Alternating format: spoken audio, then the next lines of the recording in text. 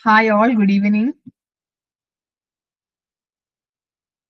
ഇന്ന് നമുക്ക് 6ാമത്തെ യൂണിറ്റിലെ കോസ്റ്റ് ആൻഡ് മാനേജ്മെന്റ് അക്കൗണ്ടിങ്ങിൽ നിന്നുള്ള ക്വസ്റ്റ്യൻസ് ആണ് നോക്കാനായിട്ട് പോകുന്നത്.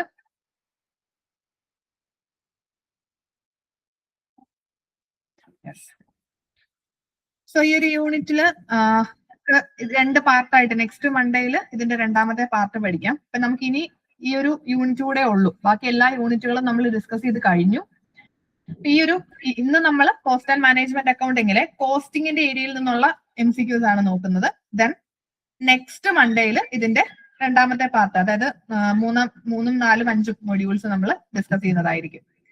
ഓക്കെ, അപ്പൊ നമുക്ക് എന്തായാലും ക്വസ്റ്റ്യൻസിലേക്ക് കടക്കാം.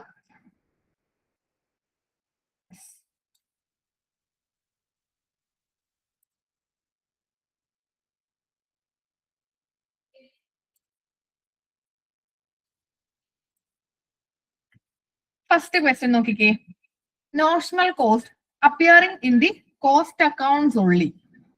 കോസ്റ്റ് അക്കൗണ്ട്സിൽ മാത്രം അപ്പിയർ ചെയ്യുന്ന നോഷണൽ കോസ്റ്റുകൾ, ഇതിനെ നമ്മൾ പറയുന്ന ഒരു പേരുണ്ട്. എന്താന്ന് പറയാമോ?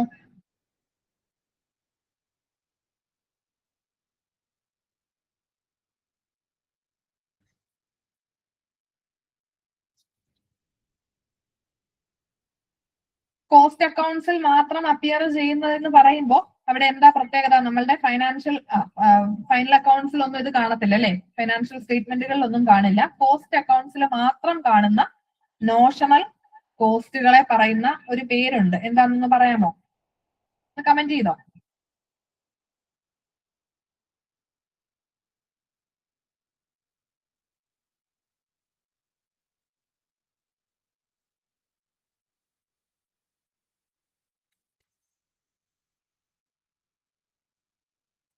അറിയില്ല? ആർക്കും അറിയില്ലേ? ഇവിടെ കറക്റ്റ് ആൻസർ ഇംപ്യൂട്ടഡ് കോസ്റ്റ് ആണ്. ഇംപ്യൂട്ടഡ് കോസ്റ്റ് നമ്മൾ കോസ്റ്റ് അക്കൗണ്ട്സിൽ പഠിക്കുമ്പോൾ നിങ്ങൾ ഉറപ്പായിട്ടും എക്സാമിന് ചോദിക്കുന്നതാണ് ടൈപ്സ് ഓഫ് കോസ്റ്റ്. പല ടൈപ്പ് ഓഫ് കോസ്റ്റുകളുണ്ട്. ഈ ഓരോ ടൈപ്സ് ഓഫ് കോസ്റ്റിനെ പറ്റിയിട്ടും കൃത്യമായിട്ട് പഠിച്ചു വെക്കണം. ഷുവർ ആയിട്ടും ഒരു ചോദ്യം അവിടെ നിന്ന് നിങ്ങൾക്ക് ഉണ്ടാകും. പല തരത്തിലുള്ള കോസ്റ്റുകളുണ്ട്. ഓപ്പർച്യൂണിറ്റി കോസ്റ്റും, അതേപോലെ തന്നെ ഇംപ്യൂട്ടഡ് കോസ്റ്റ്, എസ്റ്റിമേറ്റഡ് കോസ്റ്റ് ഉണ്ട്, standard cost, historical cost, sunk cost. ഇതൊക്കെ എക്സാമിന് ചോദിക്കാൻ സാധ്യതയുള്ളതാണ്. ഇവിടെ ഔട്ട് ഓഫ് പോക്കറ്റ് കോസ്റ്റ് എന്ന് പറഞ്ഞാൽ നമ്മളുടെ കയ്യിൽ നിന്ന് ഓൾറെഡി ഇൻകർ ചെയ്ത കോസ്റ്റുകളെയാണ് ഔട്ട് ഓഫ് പോക്കറ്റ് കോസ്റ്റ് എന്ന് പറയുന്നത്. നമ്മുടെ കയ്യിൽ നിന്ന് ഓൾറെഡി കോസ്റ്റ് ഉണ്ടായി. റീപ്ലേസ്മെന്റ് കോസ്റ്റ് എന്ന് പറയുമ്പോൾ എന്താ? നമ്മുടെ ഫിക്സഡ് അസറ്റുകളെ കറണ്ട് മാർക്കറ്റ് വാല്യൂവിൽ റീപ്ലേസ് ചെയ്യണമെങ്കിൽ നമുക്ക് എത്ര കോസ്റ്റ് ഉണ്ടാകും, അതാണ് റീപ്ലേസ്മെന്റ് കോസ്റ്റ്. പിന്നെ ഓപ്പർച്യൂണിറ്റി കോസ്റ്റ് എന്ന് പറയുന്നത് നമുക്ക് ഫോർഗോൺ ചെയ്ത ബെനഫിറ്റുകളാണ് ഓപ്പർച്യൂണിറ്റി കോസ്റ്റ് അല്ലെ. ഇപ്പം ഓപ്ഷൻ എ തിരഞ്ഞെടുക്കുമ്പോൾ ഓപ്ഷൻ ബി നമ്മൾ വേണ്ടെന്ന് വെച്ചു. ആ വേണ്ടെന്ന് വെച്ചതിന്റെ ബെനിഫിറ്റ്സ് ആണ് ഓപ്പർച്യൂണിറ്റി കോസ്റ്റ്. പിന്നെ ഇംപ്യൂട്ടഡ് കോസ്റ്റ് എന്ന് പറയുന്നതും ഒരു ഇമാജിനറി കോസ്റ്റ് ആണ്. ഇമാജിനറി കോസ്റ്റ് ആണ്. അത് നോഷണൽ കോസ്റ്റ് എന്ന് പറയുമ്പോൾ തന്നെ നമുക്ക് മനസ്സിലാകും ഇമാജിനറിയാ, ആക്ച്വലി ഇൻകർ ചെയ്യുന്ന കോസ്റ്റ് അല്ല. ഈ കോസ്റ്റിന്റെ പ്രത്യേകത, ഇംപ്യൂട്ടഡ് കോസ്റ്റ് എന്താണ് എന്ന് കൃത്യമായിട്ട് അറിഞ്ഞിരിക്കണം. എക്സാമിന് ചോദിക്കാൻ സാധ്യതയുണ്ട്. ഇംപ്യൂട്ടഡ് കോസ്റ്റ് എന്ന് പറയുന്നത് ഇപ്പൊ ഒരു കമ്പനിയുടെ ഓണർ ഉണ്ടല്ലോ, അല്ലെങ്കിൽ പ്രൊപ്പറൈറ്റേഴ്സ് ഉണ്ട്, അവരുടെ സ്വന്തം റിസോഴ്സുകള് മറ്റെന്തെങ്കിലും കാര്യത്തിന് വേണ്ടി അവർ ഉപയോഗിച്ചിരുന്നുവെങ്കിൽ അവർക്ക് കിട്ടിയേക്കാവുന്ന ബെനഫിറ്റ്സ്, അതാണ് ഇംപ്യൂട്ടഡ് കോസ്റ്റ് എന്ന് പറയുന്നത്. ഫോർ എക്സാമ്പിൾ, ഞാനൊരു കമ്പനി നടത്തുക, ഞാനൊരു 10 ലക്ഷം രൂപ ക്യാപിറ്റലായിട്ട് ഈ കമ്പനിയിലേക്ക് ഇട്ടിട്ടുണ്ട്. എന്റെ ക്യാപിറ്റൽ 10 ലക്ഷം ഞാൻ ഈ കമ്പനിയിൽ ഇട്ടിട്ടുണ്ട്. ഞാൻ ഈ കമ്പനിയുടെ ഓണറാണ്. ഈ 10 ലക്ഷം, ഞാൻ കമ്പനിയിലേക്ക് ഇട്ട 10 ലക്ഷം ഞാൻ മറ്റെന്തെങ്കിലും കാര്യത്തിന് ഉപയോഗിച്ചിരുന്നെങ്കിൽ, അതായത് ഞാനൊരു ബാങ്കിൽ കൊണ്ട് FD ഇടുവായിരുന്നെങ്കിൽ എനിക്ക് 8% പലിശ കിട്ടിയേനെ. അപ്പൊ ആ 10 ലക്ഷം ബാങ്കിൽ ഇടുമ്പോൾ കിട്ടുന്ന 8% പലിശ, അതാണ് ഇവിടുത്തെ എന്റെ ഓപ്പർച്യൂണിറ്റി കോസ്റ്റ് എന്ന് പറയുന്നത്. ഇംപ്യൂട്ടഡ് കോസ്റ്റ് എന്ന് പറയുന്നത്. അതായത് ഓണറുടെ സ്വന്തം റിസോഴ്സുകൾ മറ്റ് ഓൾട്ടർനേറ്റീവ് യൂസിന് വേണ്ടി ഉപയോഗിച്ചിരുന്നുവെങ്കിൽ കിട്ടിയേക്കാവുന്ന ബെനഫിറ്റ്സ് ആണ്. അതേപോലെ ഇപ്പൊ നമ്മളൊരു ബിൽഡിങ്, ഈ ഒരു ഫാക്ടറി അല്ലെങ്കിൽ ബിൽഡിങ് നമ്മളുടെ കമ്പനിക്ക് വേണ്ടി നമ്മൾ യൂസ് ചെയ്യുന്നു, പക്ഷെ അതിന് പകരം റെന്റിന് കൊടുത്തിരുന്നെങ്കിൽ നമുക്ക് റെന്റ് കിട്ടിയേനെ. അപ്പൊ ആ കിട്ടിയേക്കാവുന്ന റെന്റിനെ ഇംപ്യൂട്ടഡ് കോസ്റ്റ് എന്ന് പറയാം. ഓൺ റിസോഴ്സുകൾ മറ്റെന്തെങ്കിലും കാര്യത്തിന് ഉപയോഗിച്ചിരുന്നുവെങ്കിൽ അവിടുന്ന് കിട്ടിയേക്കാവുന്ന ബെനഫിറ്റ്സ് ആണ് imputed cost. Okay, next question നോക്കിക്കേ. Which among the following statement is false about cost reduction? Cost റിഡക്ഷനുമായിട്ട് റിലേറ്റ് ചെയ്തിട്ട് ഇതില് തെറ്റായിട്ടുള്ള സ്റ്റേറ്റ്മെന്റ് ആണ് ചോദിച്ചേക്കുന്നത്. Permanent, real and genuine reduction in cost, universally applicable in all areas of business, fully dynamic approach, preventive function, cost are optimised before they incurred. ഇതിലേതാണ് cost റിഡക്ഷനുമായിട്ട് ബന്ധപ്പെട്ട് തെറ്റായിട്ടുള്ള statement? തെറ്റായിട്ടുള്ളത് ഏതാണെന്നൊന്ന് പറയാമോ?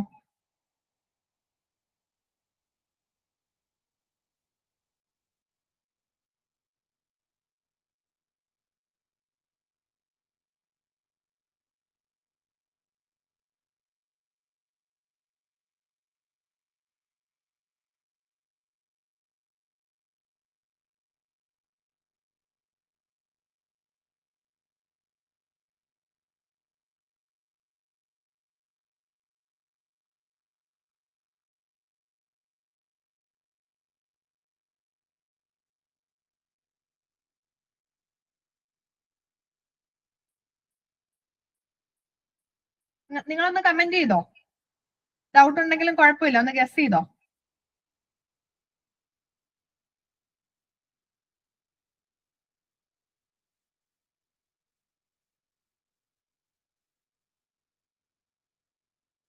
കോസ്റ്റ് റിഡക്ഷൻ ഇത് വളരെ ഇമ്പോർട്ടന്റ് ആയിട്ട് പഠിക്കേണ്ടതാണ്. Cost reduction, ഈ cost reduction എന്ന് പറഞ്ഞു കഴിഞ്ഞാല് നമുക്കിപ്പം നമ്മളൊരു പ്രൊഡക്റ്റ് മാനുഫാക്ചർ ചെയ്തു. മാനുഫാക്ചർ ചെയ്ത് കഴിഞ്ഞിട്ട് ഇതിനെ നമുക്ക് മൊത്തം എത്ര കോസ്റ്റ് ഉണ്ടായെന്ന് നോക്കും. ദെൻ എങ്ങനെ ഈ കോസ്റ്റിനെ നമുക്ക് കുറയ്ക്കാം? പെർമനന്റ് ആയിട്ടുള്ള ഒരു റിഡക്ഷൻ ആണ് കോസ്റ്റ് റിഡക്ഷൻ ഫോക്കസ് ചെയ്യുന്നത്. അപ്പൊ നമുക്ക് ഓൾറെഡി ഇൻകർ ചെയ്ത കോസ്റ്റുകളെ പെർമനന്റ് ആയിട്ട് നമുക്ക് കുറയ്ക്കാൻ എന്തൊക്കെ മാർഗങ്ങൾ ഉണ്ടെന്ന് നോക്കുക. പക്ഷേ ഈ കോസ്റ്റ് കുറയ്ക്കുമ്പോൾ ഒരിക്കലും നമ്മളുടെ ക്വാളിറ്റിയിൽ അവിടെ കോംപ്രമൈസ് വരരുത്. നമ്മളുടെ പ്രൊഡക്റ്റുകളുടെ ക്വാളിറ്റി കുറയാതെ ക്വാളിറ്റി അതേപടി തന്നെ നിലനിർത്തിക്കൊണ്ട് പെർമനന്റ് ആയിട്ട് കോസ്റ്റ് കുറയ്ക്കാൻ നോക്കുന്ന ആ ഒരു മെക്കാനിസം ആണ് കോസ്റ്റ് റിഡക്ഷൻ. അപ്പം നമുക്ക് ഓൾറെഡി കോസ്റ്റ് ഉണ്ടായി കഴിഞ്ഞിട്ട് കോസ്റ്റ് ഇൻകർ ചെയ്ത് കഴിഞ്ഞിട്ടാ അതൊരു കറക്റ്റീവ് ഫംഗ്ഷൻ ആണ്. കോസ്റ്റ് റിഡക്ഷൻ എന്ന് പറയുന്നത് ഒരു കറക്റ്റീവ് ഫംഗ്ഷൻ ആണ്. കോസ്റ്റ് ഉണ്ടായി കഴിഞ്ഞിട്ട് നമ്മൾ നോക്കും നമുക്ക് മൊത്തം എത്ര കോസ്റ്റ് ഉണ്ടായി, എവിടെയെങ്കിലും നമുക്ക് ഈ കോസ്റ്റ് ഒന്ന് കുറയ്ക്കാൻ വല്ല മാർഗം ഉണ്ടോ. പക്ഷെ ഈ കോസ്റ്റ് കുറയ്ക്കുമ്പോൾ ഇപ്പൊ നമുക്ക് വേണമെങ്കിൽ ചീപ്പ് മെറ്റീരിയൽസ് യൂസ് ചെയ്യാം, ഈ ക്വാളിറ്റി കുറഞ്ഞ മെറ്റീരിയൽസ് എടുക്കാം, അപ്പൊ കോസ്റ്റ് കുറയും. പക്ഷെ അങ്ങനെയല്ല, ക്വാളിറ്റി കുറഞ്ഞ മെറ്റീരിയൽസ് എടുക്കുമ്പോൾ പ്രൊഡക്റ്റിന്റെ ക്വാളിറ്റി അത് ബാധിക്കും. കോസ്റ്റ് റിഡക്ഷൻ എന്ന് പറഞ്ഞാൽ പ്രൊഡക്റ്റിന്റെ ക്വാളിറ്റിയിൽ ഒരിക്കലും ഒരു തരത്തിലും വ്യത്യാസം വരാതെ എന്നാൽ പെർമനന്റ് ആയിട്ട് കോസ്റ്റിനെ എങ്ങനെ കുറയ്ക്കാം, അതാണ് കോസ്റ്റ് റിഡക്ഷൻ മെക്കാനിസം. ഇതൊരു കറക്റ്റീവ് ഫംഗ്ഷൻ ആണെന്നല്ലേ നമ്മളിപ്പോ പറഞ്ഞത്. ഇത് പ്രിവെന്റീവ് ഫംഗ്ഷൻ അല്ല. കോസ്റ്റ് റിഡക്ഷൻ എന്ന് പറയുന്നത് പ്രിവെന്റീവ് ഫംഗ്ഷൻ അല്ല, ഇതൊരു കറക്റ്റീവ് ഫംഗ്ഷൻ ആണ്. അതായത് ഓൾറെഡി കോസ്റ്റ് ഇൻകർ ചെയ്തതിന് ശേഷമാണ് നമ്മൾ എന്ത് ചെയ്യുന്നത്, കോസ്റ്റിനെ കുറയ്ക്കുന്നത്. അപ്പൊ അത് പ്രിവെന്റ് ചെയ്യുവല്ല, കോസ്റ്റ് ഉണ്ടാവാതിരിക്കാൻ നോക്കുവല്ല, ഓൾറെഡി ഇൻകർ ചെയ്തതിന് ശേഷം നമ്മൾ അതിനെ കറക്റ്റ് ചെയ്യുക. കോസ്റ്റ് കൺട്രോൾ എന്ന് പറഞ്ഞൊരു കോൺസെപ്റ്റ് ഉണ്ട്, അതാണ് പ്രിവെന്റീവ് ഫംഗ്ഷൻ. കോസ്റ്റ് കൺട്രോൾ എന്ന് പറഞ്ഞാൽ അത് പ്രിവെന്റീവാ. കോസ്റ്റ് കൺട്രോൾ എന്ന് പറഞ്ഞാൽ എന്താണെന്നറിയാമോ? നമ്മള് മാനുഫാക്ചറിങ് ചെയ്യുന്ന സമയത്ത് ബജറ്റുകളൊക്കെ വെച്ചിട്ട് കൺട്രോൾ ചെയ്യത്തില്ലേ കോസ്റ്റിനെ? നമ്മൾ ആദ്യമേ ഒരു കോസ്റ്റ് കൃത്യമായിട്ട് സ്റ്റേറ്റ്മെന്റ് ഒക്കെ എഴുതി വെക്കും. അപ്പൊ ഇതിനകത്ത് തന്നെ നമ്മുടെ കോസ്റ്റ് നിൽക്കാൻ പാടുള്ളൂ, ഇതിനപ്പുറത്തേക്ക് പോകരുത്. അപ്പൊ അങ്ങനെ നമ്മൾ ആ പ്രോസസ്സിൽ തന്നെ കൺട്രോൾ ചെയ്ത് വരും, അതാണ് കോസ്റ്റ് കൺട്രോൾ. അത് പ്രിവെന്റീവ് ഫംഗ്ഷനാ. ഓക്കെ, ഇനി നമുക്ക് അടുത്ത ചോദ്യം നോക്കാം. ഇതെല്ലാവർക്കും അറിയാൻ സാധ്യതയുള്ളതാണ് അല്ലെ. Total of all indirect cost which are not directly identifiable or allocable to a cost object in an economically feasible way.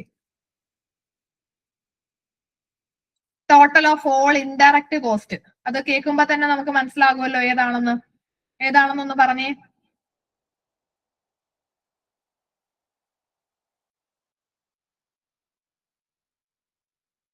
Indirect കോസ്റ്റിന്റെ ടോട്ടൽ ഇൻഡയറക്റ്റ് കോസ്റ്റ് ആണ്. ഇൻഡയറക്റ്റ് കോസ്റ്റ് എന്ന് പറയുമ്പോൾ ദാറ്റ് ഈസ് ഓവർഹെഡ് കോസ്റ്റ് കേട്ടോ. Indirect cost ആണ് overhead എന്ന് പറയുന്നത്. Overhead എന്ന് പറഞ്ഞാൽ ഇൻഡയറക്റ്റ് കോസ്റ്റ് ആണ്. അതായത് നമുക്ക് ഒരു പ്രൊഡക്റ്റിലേക്ക് ഒരു കോസ്റ്റ് ഒബ്ജക്റ്റ്, ഇപ്പൊ കോസ്റ്റ് ഒബ്ജക്റ്റ് എന്ന് പറഞ്ഞാല് നമുക്ക് കോസ്റ്റ് ഉണ്ടാകുന്ന എന്തിനേയും ഒരു കോസ്റ്റ് ഒബ്ജക്റ്റ് എന്ന് പറയാം. ഇപ്പൊ ഒരു പ്രൊഡക്റ്റ്, ആ പ്രൊഡക്റ്റിനെ മാനുഫാക്ചർ ചെയ്യാൻ കോസ്റ്റ് ഉണ്ടാകുന്നുണ്ട് അല്ലെ, കോസ്റ്റ് അബ്സോർബ് ചെയ്യുന്നുണ്ട്. കോസ്റ്റ് അബ്സോർബ് ചെയ്യുന്ന എന്തും കോസ്റ്റ് ഒബ്ജക്റ്റുകളാണ്. അപ്പോ ഓവർഹെഡ് കോസ്റ്റ് എന്ന് പറഞ്ഞാല് നമുക്ക് ഒരു പ്രൊഡക്റ്റിലേക്ക് മാത്രമായിട്ട് ഡയറക്ട്ലി എന്ത് ചെയ്യാൻ പറ്റില്ല, അലോക്കേറ്റ് ചെയ്യാൻ പറ്റാത്ത കോസ്റ്റുകളാണ് ഓവർഹെഡ് കോസ്റ്റ് അല്ലെങ്കിൽ ഇൻഡയറക്റ്റ് കോസ്റ്റ്. അതിന്റെ പ്രത്യേകത എന്താ? ഇപ്പൊ നമുക്കറിയത്തില്ലേ, ഒരു ഫർണിച്ചർ നമ്മൾ പണിയുക, ഒരു ഫർണിച്ചർ പണിയുമ്പോൾ അതിന് എന്ത് വേണം, തടി വേണം. അതൊക്കെ ഇപ്പം ഒരു ടേബിള് പണിയാൻ എത്ര 100 രൂപയുടെ തടിയാണ് വേണ്ടത്. അങ്ങനെയാണെങ്കിൽ അത് നമ്മുടെ ആ മെറ്റീരിയൽസ് ആണ് അല്ലെ, മെറ്റീരിയൽസാ. ഈ മെറ്റീരിയൽ കോസ്റ്റ് എന്ന് പറഞ്ഞാൽ ഡയറക്റ്റ് കോസ്റ്റാ. കാരണം നമുക്ക് ഒരു ഫർണിച്ചറിന് ഇത്ര രൂപയുടെ മെറ്റീരിയൽ എന്ന് നമുക്ക് ഒന്നിലേക്ക് മാത്രമായിട്ട് എന്ത് ചെയ്യാം, അലോക്കേറ്റ് ചെയ്ത് കൊടുക്കാൻ പറ്റും. ഒരു ഫർണിച്ചറിന് 100 രൂപയുടെ മെറ്റീരിയൽ, അതേപോലെ ഒരു ഫർണിച്ചർ പണിയാനായിട്ട് നമ്മൾ ഒരാൾക്ക് 100 രൂപ കൂലി കൊടുക്കണം. അപ്പൊ അതും നമുക്ക് ഡയറക്റ്റ് കോസ്റ്റാ. അതായത് ഒരു പ്രൊഡക്റ്റിലേക്ക് മാത്രമായിട്ട് അല്ലെങ്കിൽ ഒരു ഒബ്ജക്റ്റിലേക്ക് നമുക്ക് ഡയറക്ട്ലി അലോക്കേറ്റ് ചെയ്യാൻ പറ്റും. ഇപ്പം ഒരു ഫർണിച്ചർ പണിയാൻ 100 രൂപയുടെ വുഡ് വേണം, 100 രൂപ ലേബർ ചാർജ് ആകും. അതൊക്കെ നമുക്ക് ഓരോന്നിനായിട്ട് ഐഡന്റിഫൈ ചെയ്യാം. പക്ഷേ ചില കോസ്റ്റുകളുണ്ട് ഒന്നിലേക്കെന്ന് പറഞ്ഞ് മാത്രം നമുക്ക് ഐഡന്റിഫൈ ചെയ്യാൻ പറ്റാത്ത കോസ്റ്റ്. ഇപ്പൊ ഈ ഫർണിച്ചർ തന്നെ നമ്മള് ഈ ഫർണിച്ചർ പണിഞ്ഞു കഴിഞ്ഞിട്ട് ഇതിന് ചിലപ്പോ പശ വേണ്ടി വരും അല്ലെ. ഇത് പണിഞ്ഞുകൊണ്ടിരിക്കുമ്പോ കുറച്ചൊക്കെ അവിടെ ഇവിടെയൊക്കെ നമ്മൾ ഈ പശ തേച്ചിട്ടൊക്കെ ഒട്ടിക്കാറുണ്ട്. ഈ പശ എന്ന് പറയുന്നത് നമ്മളൊരു വലിയ ബോക്സ് വാങ്ങി വെച്ചാൽ എല്ലാ ഫർണിച്ചറിനും ഇതിന്നാണ് നമ്മൾ യൂസ് ചെയ്യുന്നത്. ഇതിന്ന് കുറേശ്ശെ എടുക്കുക ചെയ്യുന്നത്. അപ്പം ഇത് ഒരു ഫർണിച്ചർ അല്ലെങ്കിൽ ഒരു മേശ പണിയാൻ ഇത്ര രൂപയുടെ പശ എന്ന് നമുക്ക് ഡയറക്ട്ലി ഐഡന്റിഫൈ ചെയ്യാൻ പറ്റത്തില്ല. അതേപോലെ ഈ ചെറിയ സാധനങ്ങളുണ്ടല്ലോ, ഈ ആണി അല്ലെങ്കിൽ ഇതിനടിക്കുന്ന പോളിഷ്, അതൊക്കെ എല്ലാത്തിനും കൂടെ നമ്മൾ ഉപയോഗിക്കുന്നതാ. ഒന്നിനു വേണ്ടി മാത്രം എന്ന് പറഞ്ഞ് ഡയറക്ട്ലി അലോക്കേറ്റ് ചെയ്യാൻ പറ്റാത്ത കോസ്റ്റുകളാണ്. അതാണ് ഇൻഡയറക്റ്റ് കോസ്റ്റ്. അതേപോലെ ഇപ്പൊ നമ്മൾ പറഞ്ഞില്ലേ, ഒരു ഫർണിച്ചർ പണിയുന്ന ഒരു ആളുടെ കൂലി ഒരു മേശ പണിയാനായിട്ട് 100 രൂപയാ വാങ്ങുന്നത്. അത് ഡയറക്റ്റ് കോസ്റ്റാ. ഒരു മേശ പണിയാൻ ഇത്ര രൂപ വേജ് എന്ന് നമുക്ക് ഡയറക്ട്ലി പറയാം. എന്നാൽ ഇപ്പം അവിടെ തന്നെ പല ജോലിക്കാരിരുന്ന് ഈ ഫർണിച്ചർ പണിയുന്നുണ്ട്. ഇവരെല്ലാം മേൽനോട്ടം വഹിക്കാനായിട്ട് അവിടെ ഒരു സൂപ്പർവൈസറും ഉണ്ടെന്നിരിക്കട്ടെ. ഈ പണിയുന്ന ആൾക്കാരെല്ലാം പണിയുന്നുണ്ടോ എന്ന് നോക്കാൻ ഒരു മേൽനോട്ടക്കാരൻ വേണമല്ലോ. ആ ഫാക്ടറിയിൽ ഒരു സൂപ്പർവൈസർ ഉണ്ട്. അപ്പൊ ഈ സൂപ്പർവൈസർ ഒരു മേശ പണിയാൻ ഒരു സൂപ്പർവൈസർ, അങ്ങനെയല്ലല്ലോ. എല്ലാത്തിനും കൂടെ ഒരൊറ്റ സൂപ്പർവൈസർ ആയിരിക്കും. ഈ സൂപ്പർവൈസർ എല്ലാവരെയും സൂപ്പർവൈസ് ചെയ്യുന്നുണ്ട്. അപ്പൊ ഈ ഒരു ഫർണിച്ചർ പണിയാൻ സൂപ്പർവൈസർക്ക് കൊടുക്കുന്ന സാലറിയുടെ എത്രയാണ് ആവുന്നത്? അതായത് സൂപ്പർവൈസറുടെ സാലറിയെയും നമ്മൾ എന്ത് ചെയ്യും, ഓരോന്നിലേക്കും അലോക്കേറ്റ് ചെയ്യണം അല്ലെ. ഒരു സാധനത്തിന്റെ ഒരു പേന മേടിച്ചാൽ പോലും അതിന്റെ കോസ്റ്റ് എന്ന് പറയുമ്പോൾ അതിനകത്ത് എല്ലാം വരും. ആ പേന ഉണ്ടാക്കാൻ വേണ്ടി വേണ്ട മെറ്റീരിയൽസിന്റെ കോസ്റ്റ് വരും, അതിന്റെ ലേബർ കോസ്റ്റ് വരും, ആ ഫാക്ടറിയിലെ മൊത്തത്തിലുള്ള എല്ലാ കോസ്റ്റും കൂടെ ചേർന്നിട്ടാണ് ആ ഒരു പ്രൊഡക്റ്റ് കോസ്റ്റ്. ഈ ഫർണിച്ചറിന്റെ കോസ്റ്റിലേക്ക് നമ്മൾ അതിന്റെ മെറ്റീരിയൽ കോസ്റ്റ് അലോക്കേറ്റ് ചെയ്യും, അതേപോലെ തന്നെ ലേബർ കോസ്റ്റ് എടുക്കും, പിന്നെ ഈ സൂപ്പർവൈസറിന്റെ സാലറി അതെല്ലാം നമ്മൾ ഇതിനകത്തേക്ക് കൊടുക്കുന്നുണ്ട്. പക്ഷേ അത് ഡയറക്ട്ലി നമുക്ക് ഐഡന്റിഫൈ ചെയ്യാൻ പറ്റത്തില്ല. ഒരു ഫർണിച്ചർ പണിയാൻ ഇപ്പൊ സൂപ്പർവൈസർക്ക് നമ്മൾ ഒരു മാസം 10,000 രൂപയാണ് സാലറി. അപ്പൊ ഒരു ഫർണിച്ചറിന് ഈ 10,000ന്റെ എത്ര പോർഷൻ അലോക്കേറ്റ് ചെയ്യണമെന്ന് ഡയറക്ട്ലി നമുക്ക് കണ്ടുപിടിക്കാൻ പറ്റത്തില്ല. ഇങ്ങനെയുള്ള കോസ്റ്റുകളെയാണ് ഇൻഡയറക്റ്റ് കോസ്റ്റ് എന്ന് പറയുന്നത്, അല്ലെങ്കിൽ ഓവർ ഹെഡ് കോസ്റ്റ് എന്നും പറയും. Okay, yes. അടുത്ത ചോദ്യം നോക്കാം. ഇത് കുറച്ച് നല്ല അത്യാവശ്യം ക്വാളിറ്റി ഉള്ള ഒരു ചോദ്യമാണ്. പ്രീവിയസ് ഇയറിൽ ഈ തൊട്ട് കഴിഞ്ഞ എക്സാമിന് സെറ്റ് എക്സാമിന് തന്നെ ചോദിച്ചതാ. വേജ് പേയ്മെന്റ് സിസ്റ്റംസ് ആണിത്. നിങ്ങളൊന്ന് മാച്ച് ചെയ്യാനാണ് ചോദിച്ചേക്കുന്നത്. ഡിഫറെന്റ് വേജ് പേയ്മെന്റ് സിസ്റ്റംസ് ആണ്. ടൈലേഴ്സ് ഡിഫറൻഷ്യൽ പീസ് റേറ്റ് ഉണ്ട്, മെറിക്സ് ഡിഫറൻഷ്യൽ പീസ് റേറ്റ് ഉണ്ട്, ഗാൻ ടാസ്ക് ആൻഡ് ബോണസ് പ്ലാൻ ഉണ്ട്, ഹാൽസി പ്രീമിയം ബോണസ് പ്ലാൻ ഉണ്ട്. ഇത് പല തരത്തിലുള്ള വേജ് പേയ്മെന്റ് സിസ്റ്റംസ് ആണ്. അപ്പൊ ഓരോന്നിന്റെയും ഡിസ്ക്രിപ്ഷൻ ആയിട്ടൊന്ന് മാച്ച് ചെയ്യാനായിട്ടാണ് പറഞ്ഞേക്കുന്നത്. നിങ്ങൾ പഠിച്ചിട്ടുള്ളതല്ലേ ടൈലറുടെ ഡിഫറൻഷ്യൽ പീസ് റേറ്റും മെറിക്സ് ഡിഫറൻഷ്യൽ പീസ് റേറ്റ് സിസ്റ്റവും ഗാൻ ടാസ്ക് ആൻഡ് ബോണസ് പ്ലാനും ഹാൽസി പ്രീമിയം പ്ലാനും ഒക്കെ നമുക്ക് അറിയാവുന്നതാ. ഇതൊന്ന് മാച്ച് ചെയ്യണം.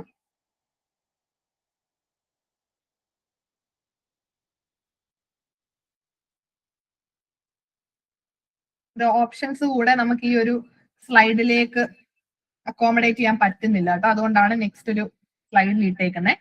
ഇതൊന്ന് നോക്കിക്കോ.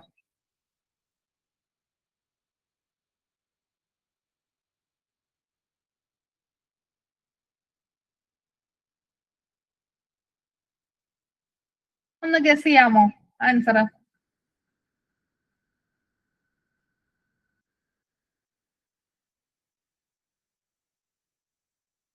ഡി. ഓക്കെ, നമുക്ക് നോക്കാം. എ ആണ് നമ്മുടെ കറക്റ്റ് ആൻസർ. എ ആണ് കറക്റ്റ് ആൻസർ. അതായത് ടൈലറുടെ ഡിഫറൻഷ്യൽ പീസ് റേറ്റ്, ഇതൊക്കെ വേജ് പേയ്മെന്റ് സിസ്റ്റംസ് ആണ് കേട്ടോ. പല തരത്തിൽ ഇപ്പൊ ഒരു ഫാക്ടറിയില് നമ്മൾ ആളുകൾക്ക് ലേബേഴ്സിന് വേജ് കൊടുക്കും. അത് പല രീതിയിൽ കൊടുക്കും. ടൈം റേറ്റിൽ കൊടുക്കും, പീസ് റേറ്റിൽ കൊടുക്കും, ബോണസ് സിസ്റ്റം ഉണ്ട്. പല ടൈപ്പ് ഓഫ് വേജ് പേയ്മെന്റ്സ് ഉണ്ട്. ടൈം റേറ്റ് എന്ന് പറഞ്ഞാൽ എന്താ? ടൈം റേറ്റ് എന്ന് പറയുമ്പോൾ ടൈമിന്റെ ബേസിലാണ്. അതായത് ഇത്ര മണിക്കൂർ, ഒരു മണിക്കൂറിന് 200 രൂപ കൂലി, ഒരു മണിക്കൂറിന് 200. അങ്ങനെയാണെങ്കിൽ അയാൾ എത്ര മണിക്കൂർ ജോലി ചെയ്തോ അത് വെച്ചിട്ട് നമ്മുടെ റേറ്റുമായിട്ട് മൾട്ടിപ്ലൈ ചെയ്ത് കൂലി കൊടുക്കും. അതാണ് ടൈം റേറ്റ്. പീസ് റേറ്റ് എന്ന് പറയുമ്പോൾ എണ്ണത്തിന്റെ കണക്കിലാണ്. അതായത് ഒരെണ്ണം പ്രൊഡ്യൂസ് ചെയ്താൽ, ഒരെണ്ണം നിങ്ങൾ നിർമ്മിച്ചു കഴിഞ്ഞാൽ അതിന് 50 രൂപ കൂലി തരും. അങ്ങനെയാണെങ്കിൽ ഒരു ദിവസം നമ്മൾ ഒരു 10 യൂണിറ്റ്, ഇപ്പം ബക്കറ്റ് ഒക്കെ ഉണ്ടാക്കുന്ന സ്ഥലങ്ങളൊക്കെ ഉണ്ടല്ലേ, ബക്കറ്റ്, സോപ്പ്, ഇങ്ങനെയൊക്കെയുള്ള സാധനങ്ങളൊക്കെ ആണെങ്കിൽ ഇവിടെ വേണമെങ്കിൽ പീസ് റേറ്റ് കൊടുക്കാം. അതായത് ഒരു സോപ്പ് നമ്മൾ അത് കറക്റ്റ് ആയിട്ട് എടുത്ത് പാക്ക് ചെയ്ത് വെക്കും. അങ്ങനെ ഒരു പീസ് നമ്മൾ മാനുഫാക്ചർ ചെയ്ത് കഴിഞ്ഞാൽ അതിന് നമുക്ക് 10 രൂപ വെച്ച് തരും. അങ്ങനെയാണെങ്കിൽ നമ്മൾ ഒരു ദിവസം എത്ര യൂണിറ്റ് നിർമ്മിക്കുന്നോ അതിന്റെ ബേസിൽ നമുക്ക് വേജ് തരും. അതാണ് പീസ് റേറ്റ് സിസ്റ്റം. ഇതിന്റെ അണ്ടറിൽ തന്നെ പല ടൈപ്പ് ഓഫ് സിസ്റ്റംസ് വരുന്നുണ്ട്. അതിനകത്ത് ടൈലറുടെ ഡിഫറൻഷ്യൽ പീസ് റേറ്റ് എന്ന് പറയുന്നത്, ടൈലറുടെ ഡിഫറൻഷ്യൽ പീസ് റേറ്റിന്റെ പ്രത്യേകത നമ്മുടെ FW ടൈലർ കൊണ്ടുവന്നൊരു type of wage payment system ആണ്. ഇവിടെ പറയുന്നത് 2 റേറ്റില് വേജ് കൊടുക്കണം. അതായത് ഒരു ജോലി ചെയ്ത് തീർക്കാൻ ഒരു സ്റ്റാൻഡേർഡ് ടൈം ഫാക്ടറി തന്നെ ഫിക്സ് ചെയ്ത് വെക്കും. ഇപ്പൊ 2 മണിക്കൂർ, ഈ ഒരു സാധനം ഉണ്ടാക്കാനായിട്ട് 2 മണിക്കൂറാണ്. അതൊരു സ്റ്റാൻഡേർഡ് ടൈമാണ്. ഈ സ്റ്റാൻഡേർഡ് ടൈമിനെക്കാട്ടിലും കുറഞ്ഞ സമയം കൊണ്ട് ജോലി ചെയ്ത് തീർന്നാൽ അയാൾക്ക് ഒരു ഹൈ റേറ്റിൽ വേജ് കൊടുക്കും, നല്ല കുറച്ചുകൂടെ കൂടിയ റേറ്റിൽ കൊടുക്കും. അപ്പം 2 മണിക്കൂർ കൊണ്ട് ചെയ്യേണ്ട ജോലി 1.5 മണിക്കൂർ കൊണ്ട് ഒരാൾ ചെയ്തു. അങ്ങനെയാണെങ്കിൽ അയാൾക്ക് പീസ് റേറ്റ് കൊടുക്കുമ്പോൾ ഒരു യൂണിറ്റിന് 15 രൂപ വെച്ചിട്ട് അയാൾക്ക് വേജ് കൊടുക്കും. അയാൾ എത്ര എണ്ണം മാനുഫാക്ചർ ചെയ്തോ അത്ര എണ്ണത്തിന് 15 രൂപ വെച്ചിട്ട് വേജ് കൊടുക്കും. ഇനി സ്റ്റാൻഡേർഡ് ടൈമിനെക്കാട്ടി കൂടുതൽ സമയം എടുത്തിട്ടാണ് അയാൾ ആ ജോലി തീർത്തതെങ്കിൽ അവിടെ അയാൾക്ക് കുറഞ്ഞ പീസ് റേറ്റിലേ വേജ് കൊടുക്കത്തുള്ളൂ. 15-ന് പകരം ഒരു യൂണിറ്റിന് 10 രൂപ വെച്ചേ അയാൾക്ക് വേജ് കൊടുക്കത്തുള്ളൂ. ഇതാണ് ടൈലറുടെ ഡിഫറൻഷ്യൽ പീസ് റേറ്റ്. 2 റേറ്റ് ഉണ്ട്.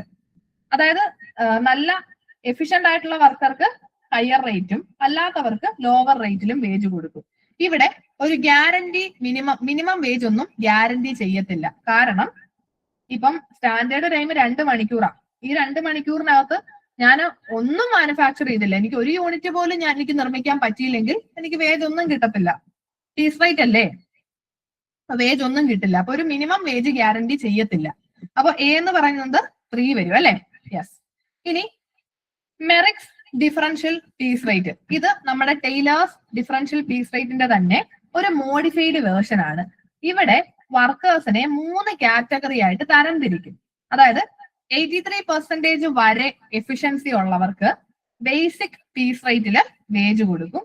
83 to 100% എഫിഷ്യന്റ് ആയിട്ടുള്ള ഒരു ജോലിക്കാരനാണെങ്കിൽ അയാൾക്ക് ബേസിക് പീസ് റേറ്റിന്റെ 10% കൂടെ കൂട്ടിയിട്ട് വേജ് കൊടുക്കും. ഇനി 100% കൂടുതൽ ഒരു ഹയർ എഫിഷ്യൻസി ഉള്ള വ്യക്തിയാണെങ്കിൽ ബേസിക് പീസ് റേറ്റിന്റെ 20% കൂടെ കൂട്ടിയിട്ട് അയാൾക്ക് കൂലി കൊടുക്കും. ഇതാണ് Merrick's differential piece rate system. പിന്നെ Gantt task and bonus plan ഉണ്ട്. ഇവിടെ ടൈം റേറ്റും പീസ് റേറ്റും ബോണസും 3ഉം കൂടെ കൂടിയിട്ടുള്ള ഒരു വേജ് പേയ്മെന്റ് സിസ്റ്റമാണ്. അതായത് നേരത്തെ പറഞ്ഞ പോലെ ഇവിടെയും ഒരു സ്റ്റാൻഡേർഡ് ടൈം വെക്കുവാണ്. അപ്പോ അല്ലെങ്കിൽ ഒരു സ്റ്റാൻഡേർഡ് യൂണിറ്റുകൾ നമ്മൾ വെക്കുക. ഇപ്പം 100 എണ്ണം ഒരാൾ ഒരു ദിവസം 100 യൂണിറ്റ് മാനുഫാക്ചർ ചെയ്യണം എന്നൊരു സ്റ്റാൻഡേർഡ് വെച്ചു. ഈ സ്റ്റാൻഡേർഡിന് താഴെ 100 എണ്ണത്തിൽ കുറവേ ഒരാൾക്ക് മാനുഫാക്ചർ ചെയ്യാൻ പറ്റിയുള്ളെങ്കിൽ അയാൾക്ക് ടൈം വേജില് വേജ് കൊടുക്കും. ഇനി കറക്റ്റ് 100 എണ്ണവും മാനുഫാക്ചർ ചെയ്യാൻ ഒരു വ്യക്തിക്ക് പറ്റിയെങ്കിൽ അയാൾക്ക് ടൈം വേജിന്റെ കൂടെ 20% ബോണസ് കൂടെ കൊടുക്കും.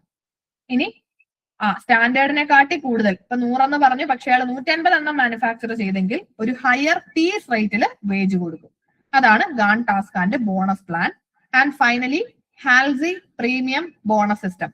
ഈ ഒരു സിസ്റ്റത്തിന്റെ പ്രത്യേകത, ഇവിടെയും നമുക്ക് 1 മണിക്കൂറാണ് ജോലി ചെയ്യാൻ തന്നിരിക്കുന്ന സ്റ്റാൻഡേർഡ് ടൈമെങ്കിൽ അതിൽ അരമണിക്കൂർ കൊണ്ട് നമ്മൾ ആ ജോലി തീർത്താൽ എത്ര നമ്മൾ ആക്ച്വലി വർക്ക് ചെയ്ത അരമണിക്കൂറിന് സ്റ്റാൻഡേർഡ് റേറ്റിലും വേജ് തരും. പിന്നെ അവിടെ അരമണിക്കൂർ നമ്മൾ സേവ് ചെയ്തില്ലേ, ടൈം സേവ് ചെയ്തതിന് നമ്മുടെ സാലറിയുടെ 50% എക്സ്ട്രാ നമുക്ക് തരും. അതായത് 1 മണിക്കൂറാണ് എനിക്ക് തന്നിരിക്കുന്ന ടൈം, ഞാൻ അരമണിക്കൂർ കൊണ്ട് ജോലി തീർത്തു. അങ്ങനെയാണെങ്കിൽ അരമണിക്കൂറത്തെ സാലറിയും പിന്നെ നമുക്ക് എത്രയാണോ നമ്മൾ ടൈം സേവ് ചെയ്തത്, അരമണിക്കൂർ സേവ് ചെയ്തു, ആ സേവ് ചെയ്ത സമയത്തിന് നമ്മുടെ ടോട്ടൽ സാലറിയുടെ പകുതിയും കൂടെ തരും. അതാണ് ഹാൽസി പ്രീമിയം ബോണസ് സിസ്റ്റം.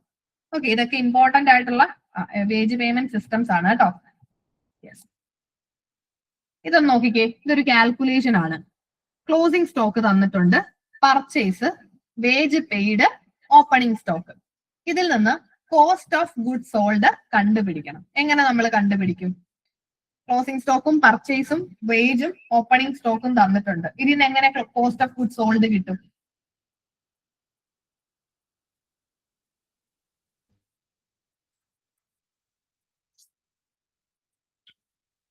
ഞാൻ നിങ്ങളെ ഇതിന്റെ കാൽക്കുലേഷൻ അങ്ങ് കാണിക്കാമേ. നമുക്ക് നെക്സ്റ്റ് ക്വസ്റ്റ്യൻസിലേക്ക് പോകണമല്ലോ, ഒരുപാട് ടൈം വേസ്റ്റ് ആവണ്ട.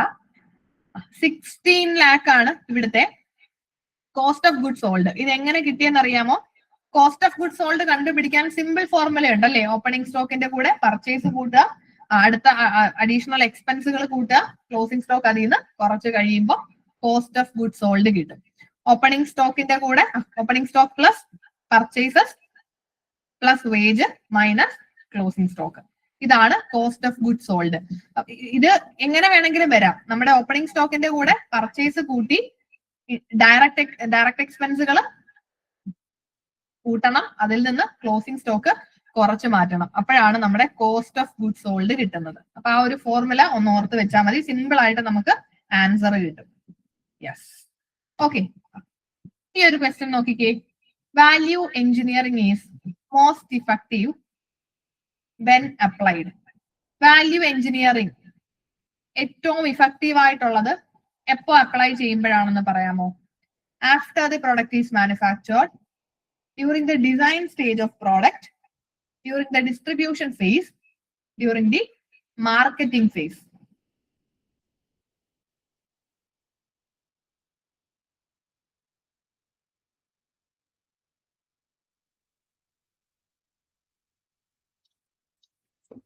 നിങ്ങൾ തന്നെ ഒന്ന് ഗസ് ചെയ്തോ വാല്യൂ എഞ്ചിനീയറിംഗ്?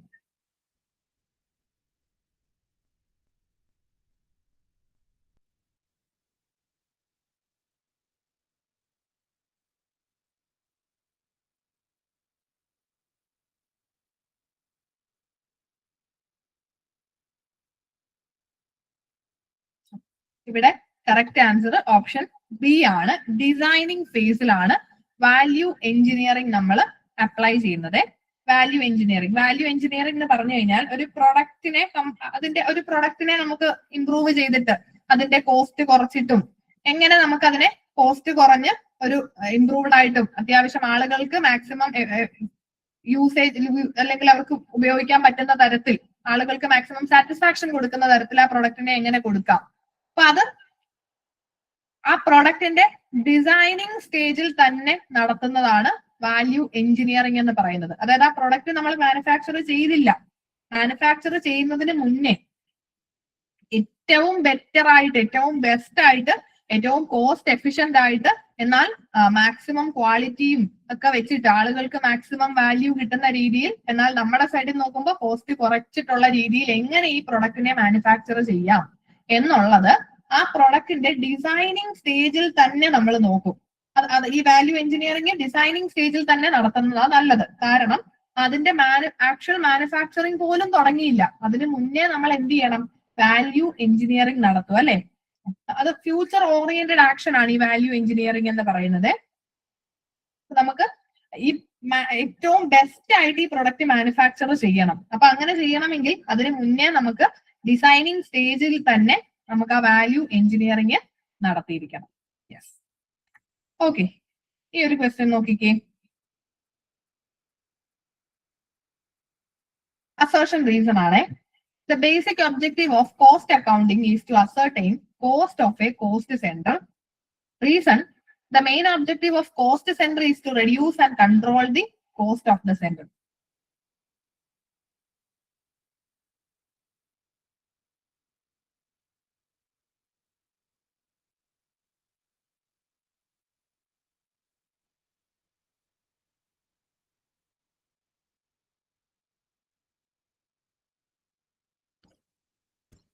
ഇതിന്റെ ആൻസർ ഒന്ന് പറയാമോ?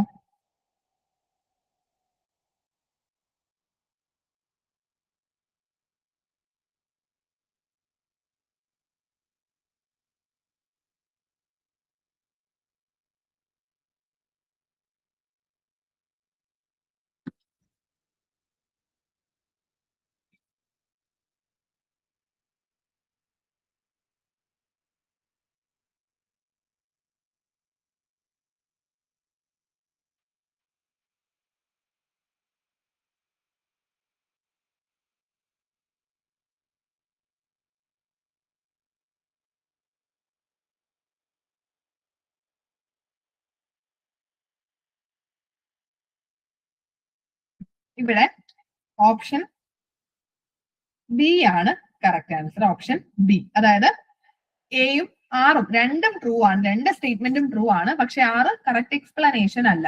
ഇവിടെ കോസ്റ്റ് അക്കൗണ്ടിങ്ങിന്റെ ഒബ്ജക്റ്റീവ്, നമ്മൾ ആക്ച്വലി കോസ്റ്റ് അക്കൗണ്ടിങ് ചെയ്യുന്ന എന്തിനാ? നമ്മുടെ കോസ്റ്റ് അസർട്ടൈൻ ചെയ്യാനാ അല്ലെ?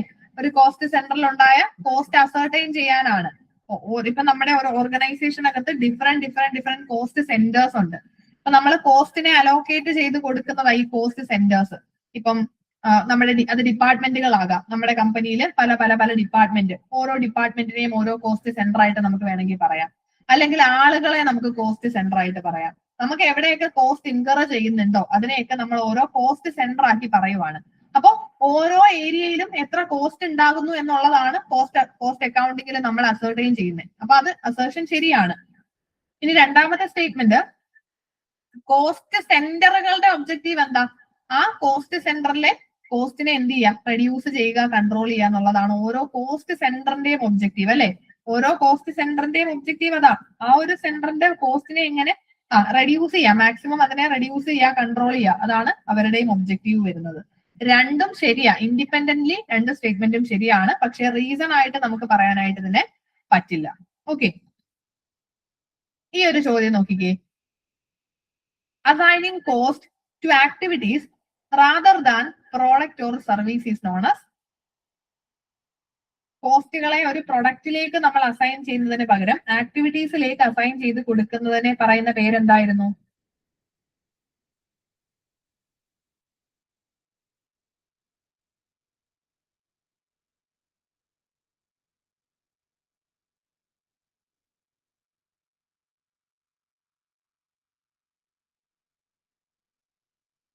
ഇത് സിമ്പിൾ ചോദ്യമല്ലേ? ബാക്കിയുള്ളവരൊന്നും ആൻസർ ചെയ്തില്ലല്ലോ.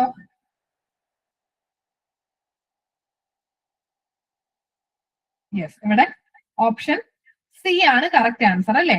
Activity based costing, ABC costing എന്ന് പറയും. ABC കോസ്റ്റിംഗിന്റെ പ്രത്യേകത എന്താ?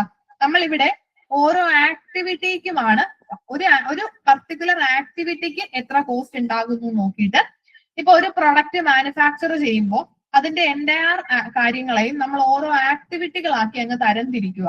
ഇപ്പൊ മെറ്റീരിയൽ ഓർഡറിങ്, മെഷീൻ സെറ്റപ്പ്, ഒരു പ്രൊഡക്റ്റിന്റെ മാനുഫാക്ചറിങ്ങുമായിട്ട് ബന്ധപ്പെട്ട് വരുന്ന പല ആക്ടിവിറ്റീസ് ഉണ്ട്. ദെൻ ഓരോ ആക്ടിവിറ്റിക്കും മൊത്തം എത്ര കോസ്റ്റ് ഉണ്ടായെന്ന് നോക്കി ആ ആക്ടിവിറ്റീസിലേക്ക് നമ്മൾ കോസ്റ്റിനെ എന്ത് ചെയ്ത് കൊടുക്കും? അലോക്കേറ്റ് ചെയ്ത് കൊടുക്കും. ഓരോ ആക്ടിവിറ്റിക്കും കോസ്റ്റ് അസൈൻ ചെയ്യും. അതിനുശേഷം നമുക്ക് ഈ ഒരു പ്രൊഡക്റ്റ് മാനുഫാക്ചർ ചെയ്യാനായിട്ട് മെറ്റീരിയൽ ഹാൻഡ്ലിങ്, അതേപോലെ തന്നെ 2 മെഷീൻ സെറ്റപ്പ് വേണം. ഇങ്ങനെയൊക്കെ വരുമ്പോൾ ഒരു ആക്ടിവിറ്റിക്ക് മൊത്തം എത്ര കോസ്റ്റ് ഉണ്ടായെന്ന് നമുക്കറിയാം. അത് വെച്ച് നമുക്ക് total cost of the product കണ്ടുപിടിക്കാനായിട്ട് പറ്റും. അടുത്ത ചോദ്യം നോക്കിക്കേ. Total of all direct cost. Direct കോസ്റ്റുകളുടെ ടോട്ടലിനെ പറയുന്ന പേരെന്തായിരുന്നു? Work cost cost of production, prime cost, cost of sales. Direct കോസ്റ്റുകളുടെ ടോട്ടൽ, അതായത് ഡയറക്റ്റ് മെറ്റീരിയൽ കോസ്റ്റും ഡയറക്റ്റ് ലേബർ കോസ്റ്റും ഡയറക്റ്റ് എക്സ്പെൻസുകളും ഇതെല്ലാം കൂടെ കൂട്ടുന്നതിനെ നമ്മൾ പറയുന്ന പേരാണ് right, very good, yes, prime cost അല്ലെ. പ്രൈം കോസ്റ്റ് ഡയറക്റ്റ് കോസ്റ്റുകളുടെ ടോട്ടൽ ആണ് പ്രൈം കോസ്റ്റ്. ഇൻഡയറക്റ്റ് കോസ്റ്റുകളെ നമ്മൾ ഓവർ ഹെഡ് കോസ്റ്റ് എന്നും പറയും അല്ലെ, ഓവർ ഹെഡ് കോസ്റ്റ്. ഇത് നിങ്ങൾ ഒന്ന് പഠിക്കണം കേട്ടോ. ഞാൻ അതിന്റെ ഒരു ഫോർമാറ്റ് നിങ്ങൾക്ക് ഈ സ്ലൈഡിന്റെ ലാസ്റ്റ് ഇട്ടിട്ടുണ്ട്. ആ ഫോർമാറ്റ് കൃത്യമായിട്ട് മനസ്സിലാക്കി വെക്കണം. അത് എക്സാമിന് വേണമെങ്കിൽ ചോദിക്കാം. നമുക്ക് ലാസ്റ്റ് അത് കാണാം. ഈ ഒരു ചോദ്യം നോക്കിക്കേ. Which among the following industries do not use process costing? Process costing use ചെയ്യാത്ത ഇൻഡസ്ട്രി ഇതിൽ ഏതാണ്?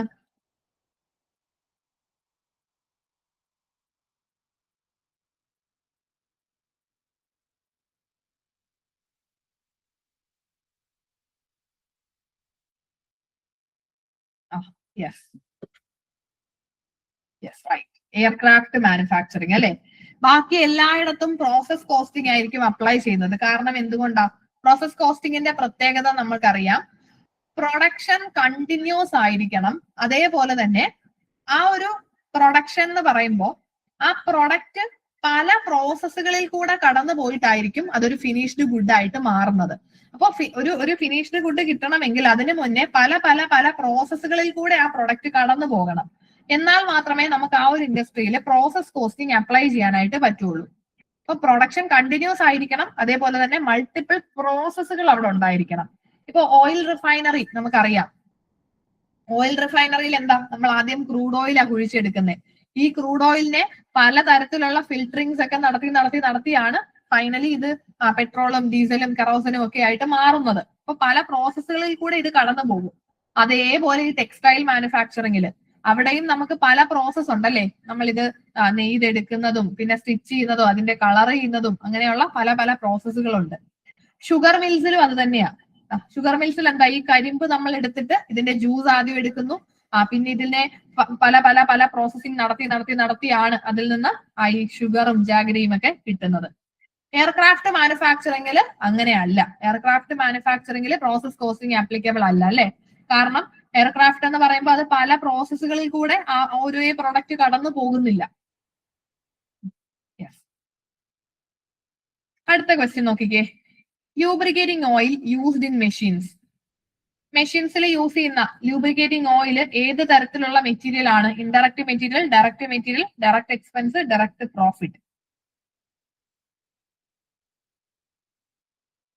നമ്മളെ ക്ലാസിന്റെ തുടക്കത്തിൽ ഇതിന്റെ ഒരു എക്സാമ്പിൾ ഒന്ന് പറഞ്ഞിരുന്നു അല്ലെ. മെഷീൻസിൽ യൂസ് ചെയ്യുന്ന ലൂബ്രിക്കേറ്റിംഗ് ഓയിൽ എന്ന് പറയുന്നത് ആക്ച്വലി അതൊരു ഇൻഡയറക്റ്റ് മെറ്റീരിയൽ ആണ് അല്ലെ. ഇൻഡയറക്റ്റ് മെറ്റീരിയൽ ആണ്. അതായത് ഈ മെഷീനിൽ നമ്മൾ ലൂബ്രിക്കേറ്റിംഗ് ഓയിൽ ഉപയോഗിക്കുന്നു. ആ ലൂബ്രിക്കേറ്റിംഗ് ഓയിൽ ഓരോ പ്രൊഡക്റ്റിനും എത്രത്തോളം വേണ്ടി വരുന്നു എന്നത് ഡയറക്ട്ലി നമുക്ക് എന്ത് ചെയ്യാൻ പറ്റത്തില്ല. അതിന്റെ കോസ്റ്റിനെ അലോക്കേറ്റ് ചെയ്ത് കൊടുക്കാൻ പറ്റത്തില്ല. ഡയറക്റ്റ് ആയിട്ട് അലോക്കേറ്റ് ചെയ്യാൻ പറ്റൂല. കാരണം അത് എല്ലാത്തിനും എല്ലാ പ്രൊഡക്റ്റുകൾക്കും ഇത് ഉപയോഗിക്കുന്നുണ്ട്. ഒരു പ്രൊഡക്റ്റിന് വേണ്ടി മാത്രം എത്രത്തോളം ഉപയോഗിക്കുന്നു എന്നുള്ളത് നമുക്ക് ഡയറക്ട്ലി അലോക്കേറ്റ് ചെയ്യാൻ പറ്റത്തില്ല. അങ്ങനെയുള്ളതിനെയാണ് ഇൻഡയറക്റ്റ് മെറ്റീരിയൽസ് എന്ന് നമ്മൾ പറയുന്നത്. അതേപോലെ ഇൻഡയറക്റ്റ് ലേബർ. ഇപ്പം ഒരു വർക്കർക്ക് കൊടുക്കുന്ന വേജ് അത് ഡയറക്റ്റ് ലേബറാണ്. എന്നാൽ ഒരു സൂപ്പർവൈസർക്ക് കൊടുക്കുന്ന സാലറി അത് ഇൻഡയറക്റ്റ് ലേബർ ആയിരിക്കും. ആ പ്രൊഡക്റ്റിലേക്ക് ഡയറക്ട്ലി നമുക്ക് അതിന്റെ കോസ്റ്റിനെ അലോക്കേറ്റ് ചെയ്ത് കൊടുക്കാൻ പറ്റത്തില്ല. അപ്പോഴാണ് അത് ഇൻഡയറക്റ്റ് ലേബറും ഇൻഡയറക്റ്റ് മെറ്റീരിയലും ഒക്കെ ആയിട്ട് മാറുന്നത്. യെസ്, നെക്സ്റ്റ് വൺ നോക്കിക്കേ.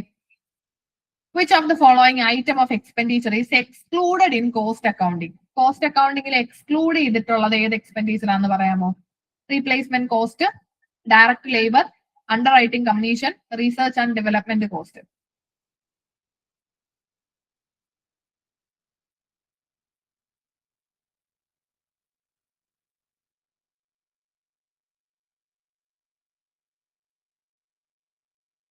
Yes, exactly, option C, underwriting commission ആണ് അല്ലെ.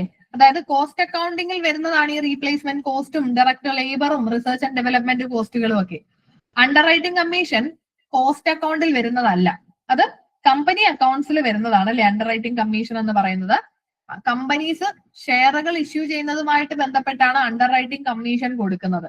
അണ്ടർ റൈറ്റേഴ്സിന് കമ്പനി ഷെയർ ഇഷ്യൂ ചെയ്യുന്ന സമയത്ത് മിനിമം സബ്സ്ക്രിപ്ഷൻ ഇല്ലെങ്കിലോ എന്ന് പേടിച്ചുകൊണ്ട് അണ്ടർ റൈറ്റേഴ്സുമായിട്ട് എഗ്രിമെന്റ് വെക്കും അല്ലെ. അപ്പൊ അങ്ങനെ അണ്ടർ റൈറ്റേഴ്സിന് കമ്പനി കൊടുക്കുന്ന കമ്മീഷൻ ആണ് അണ്ടർ റൈറ്റിംഗ് കമ്മീഷൻ എന്ന് പറയുന്നത്. അത് കമ്പനി അക്കൗണ്ട്സിൽ വരുന്നതാണ്, കോസ്റ്റ് അക്കൗണ്ടിങ്ങിൽ വരുന്നതല്ല. യെസ്, ഈ ഒരു ചോദ്യം നോക്കിക്കേ. Road construction, transport company, sugar mills, toy making, ഇതിനൊക്കെ ഓരോ ടൈപ്പ് ഓഫ് ബിസിനസിനും ഏത് തരത്തിലുള്ള കോസ്റ്റിംഗ് ആയിരിക്കും മോസ്റ്റ് സ്യൂട്ടബിൾ എന്ന് പറയാമോ?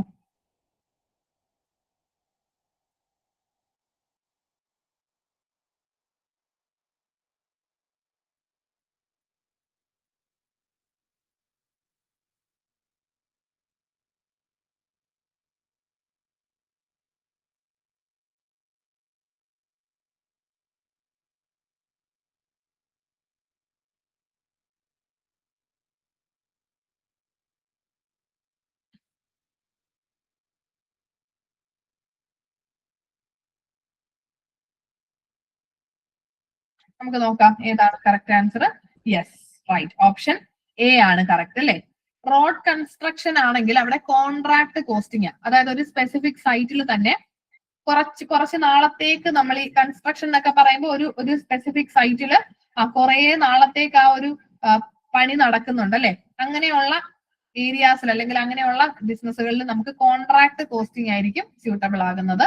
അതേപോലെ ട്രാൻസ്പോർട്ട് കമ്പനി എന്ന് പറഞ്ഞാൽ ഇവരൊരു സർവീസ് ഓറിയന്റേഷൻ ആണ്, സർവീസ് ഓറിയന്റഡ് ആണ്, അവർ സർവീസാ കൊടുക്കുന്നത്, പ്രൊഡക്റ്റുകളല്ല. ട്രാൻസ്പോർട്ട് കമ്പനി എന്ന് പറയുമ്പോൾ ഇപ്പം ബസ് സർവീസ്, നമ്മൾ ബസ്സിൽ കയറി യാത്ര ചെയ്യുന്നു. അപ്പൊ ആ ബസ് സർവീസ്, ആ ഒരു കമ്പനി നമുക്ക് ഒരു പ്രൊഡക്റ്റ് അല്ല തരുന്നത്, പകരം ഒരു സർവീസാ തരുന്നത്. ഒരു സർവീസാ, ഗുഡ്സ് അല്ല, സർവീസാ തരുന്നത്. ഈ സർവീസസിന്റെ കോസ്റ്റിംഗ് ആണ് ഓപ്പറേറ്റിംഗ് കോസ്റ്റിംഗ് എന്ന് പറയുന്നത് കേട്ടോ. സർവീസ് ഓറിയന്റഡ് കമ്പനീസിന്റെ കോസ്റ്റിങ്ങിനെയാണ് ഓപ്പറേറ്റിംഗ് കോസ്റ്റിംഗ് എന്ന് പറയുന്നത്. അപ്പം ട്രാൻസ്പോർട്ട് കമ്പനീസിൽ ഓപ്പറേറ്റിംഗ് കോസ്റ്റിംഗ് ആയിരിക്കും നമ്മൾ യൂസ് ചെയ്യുന്നത്. ദെൻ ഷുഗർ മിൽസിൽ നമ്മൾ പറഞ്ഞു, ഷുഗർ മിൽസിലാണെങ്കിൽ അവിടെ പ്രോസസ് കോസ്റ്റിംഗ് ആണ് ഏറ്റവും സ്യൂട്ടബിൾ. ദെൻ ടോയ് മേക്കിംഗ് എന്ന് പറയുമ്പോൾ ഒരേപോലെയുള്ള ഒരു ബാച്ചായിട്ട് ഒരേപോലെയുള്ള സാധനങ്ങൾ നമ്മൾ ഓരോ ബാച്ചുകളായിട്ട് മാനുഫാക്ചർ ചെയ്യുക. അങ്ങനെയുള്ളിടത്താണ് ബാച്ച് കോസ്റ്റിംഗ് ആപ്ലിക്കബിൾ ആകുന്നത്. ടോയ് മേക്കിംഗിൽ നമുക്ക് ബാച്ച് കോസ്റ്റിംഗ് യൂസ് ചെയ്യാം. യെസ്, ഓപ്ഷൻ എ ആണ് കറക്റ്റ്. നെക്സ്റ്റ് വൺ നോക്കിക്കേ. Methods and techniques of costing are one and the same. Statement 2, variable cost per unit remains fixed. ഇതിൽ ഏതൊക്കെയാണ് ശരിയായിട്ടുള്ള സ്റ്റേറ്റ്മെന്റ്സ്?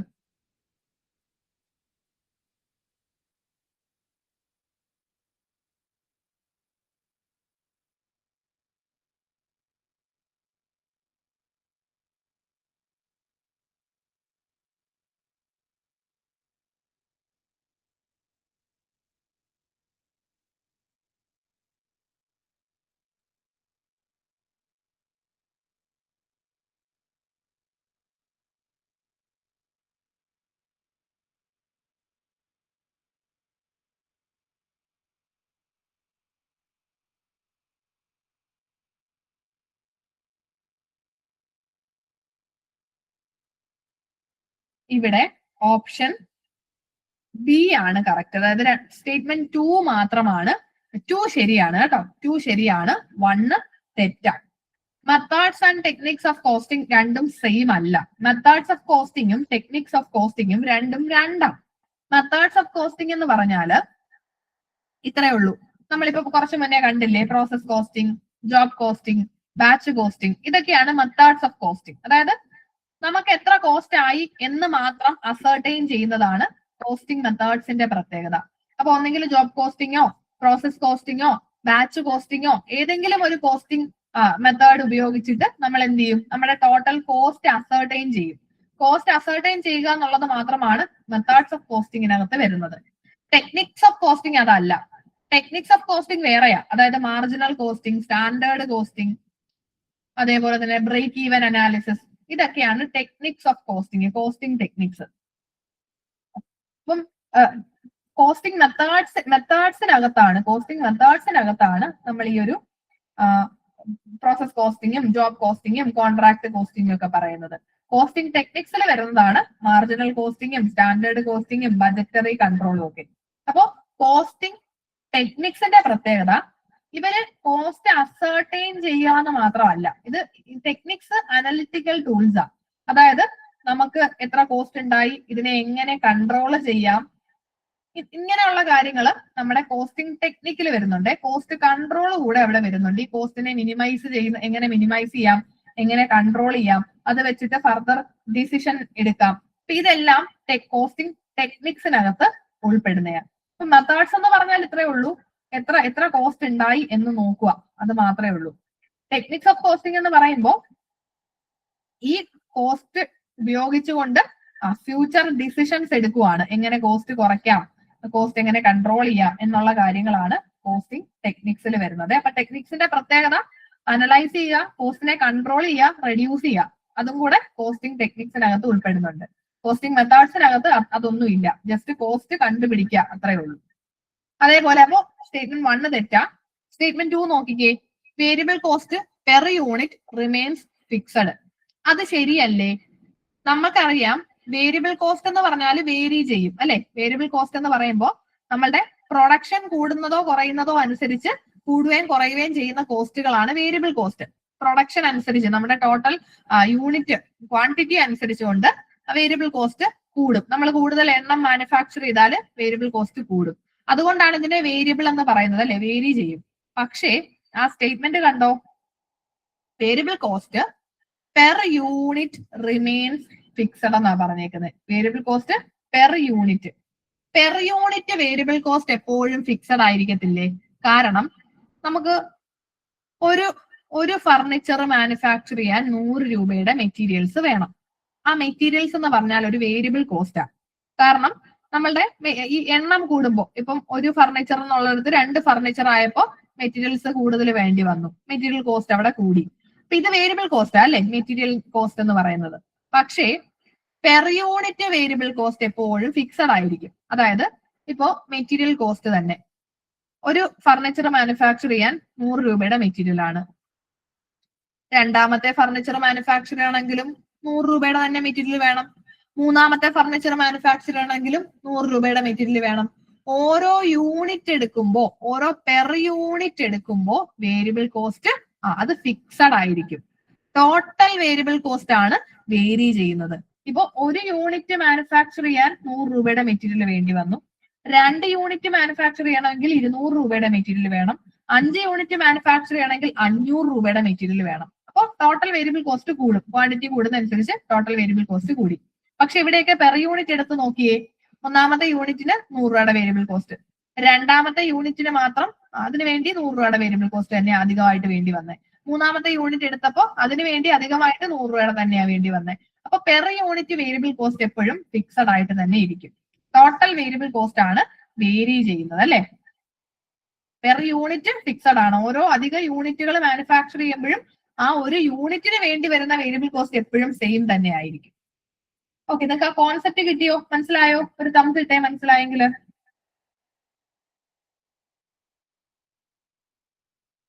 Okay fine, yes. അതേപോലെ തന്നെ ഫിക്സഡ് കോസ്റ്റിന്റെ കേസും കേട്ടോ. ഫിക്സഡ് കോസ്റ്റ് എന്ന് പറയുമ്പോൾ നമുക്കറിയാം ഫിക്സഡ് കോസ്റ്റിന്റെ പ്രത്യേകത എന്താ? Fixed cost remains fixed irrespective of the level of output അല്ലെങ്കിൽ unit of production. Fixed cost remain fixed ആണ്.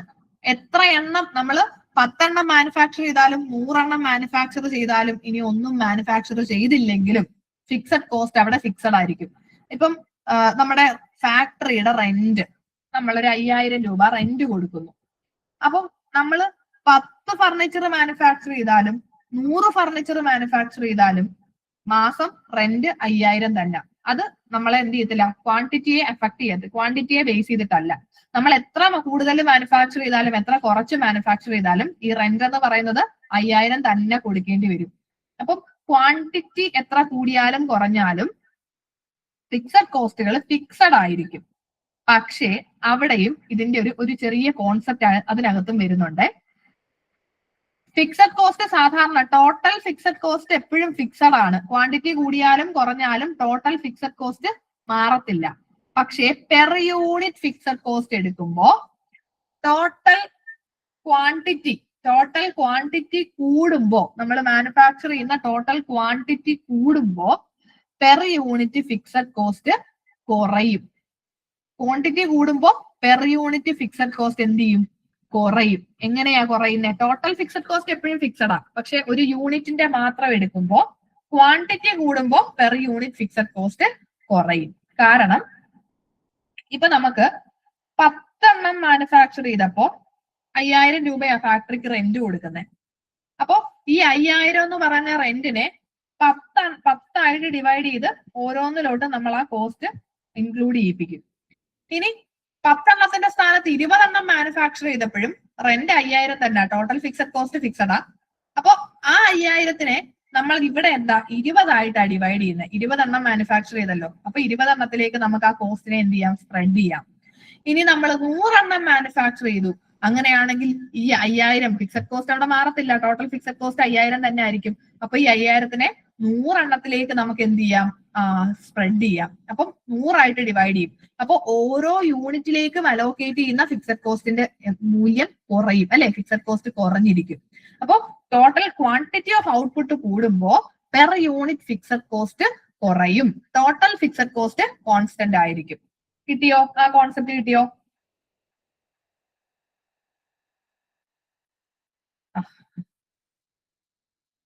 യെസ്. അപ്പൊ അതൊന്ന് ഓർത്തിരുന്നോണേ, വേണമെങ്കിൽ നമുക്കൊരു ചോദ്യമായിട്ട് വരാം. ഓക്കെ, അടുത്ത ചോദ്യം നോക്കിക്കേ. Historical cost that cannot be recovered by any decision made now or in the future. അതായത് നമുക്ക് ഓൾറെഡി ഇൻകർ ചെയ്ത കോസ്റ്റ് ആണ്, പക്ഷേ ഓൾറെഡി ഇൻകർ ചെയ്തു, നമുക്ക് ഇനിയൊന്നും റിക്കവർ ചെയ്യാൻ പറ്റത്തില്ല, അല്ലെങ്കിൽ ഫ്യൂച്ചർ ഡിസിഷൻസിനെ അഫക്ട് ചെയ്യുന്നില്ല. ഫ്യൂച്ചർ ഡിസിഷൻസിനെ ഒന്നും അഫക്ട് ചെയ്യുന്നില്ല. അതായത് ഈ ഒരു കോസ്റ്റിനെ പറ്റി ഇനി നോക്കിയിട്ട് കാര്യമില്ല, ഓൾറെഡി ഇൻകർ ചെയ്തു. ഇനി ഫ്യൂച്ചർ ഡിസിഷൻസിന് പോലും ഈ ഒരു കോസ്റ്റ് നമുക്ക് വേണ്ട. അങ്ങനെയുള്ള കോസ്റ്റുകളെ പറയുന്ന പേരെന്താന്ന് പറയാമോ?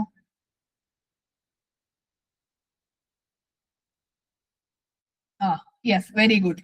സങ്ക് കോസ്റ്റ് അല്ലെ? സങ്ക് കോസ്റ്റ് ആണ്.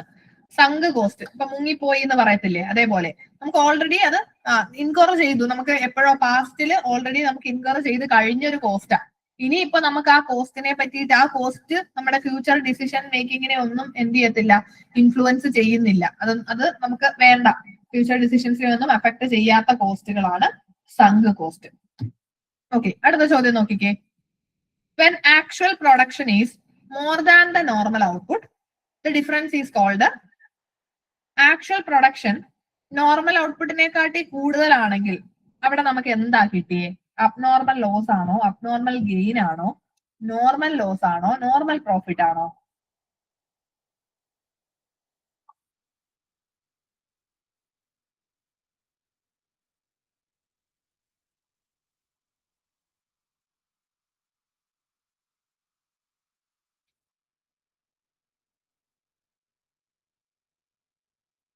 Yes, right.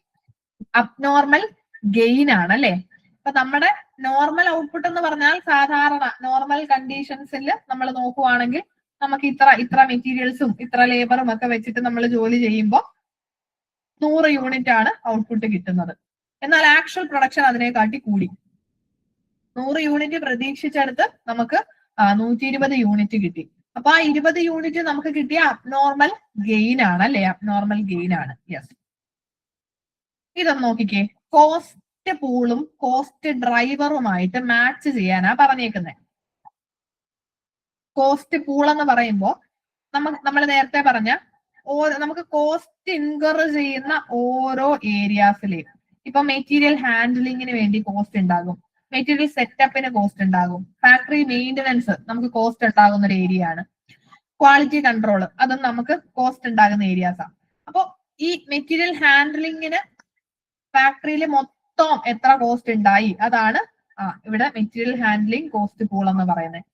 അതേപോലെ സെറ്റപ്പ് പൂള് എന്ന് പറഞ്ഞാൽ മെറ്റീരിയൽ സെറ്റപ്പിന് മൊത്തം എത്ര കോസ്റ്റ് ഉണ്ടായി നോക്കും, അതിന്റെ ടോട്ടലാണ് സെറ്റപ്പ്. ഇനി ഇതിനെ കോസ്റ്റ് ഡ്രൈവറുമായിട്ട് മാച്ച് ചെയ്യണം. നിങ്ങൾക്ക് ആൻസർ എല്ലാവർക്കും കിട്ടിയോ? Yes, right. ഓപ്ഷൻ എ ആണ് കറക്റ്റ് ആൻസർ.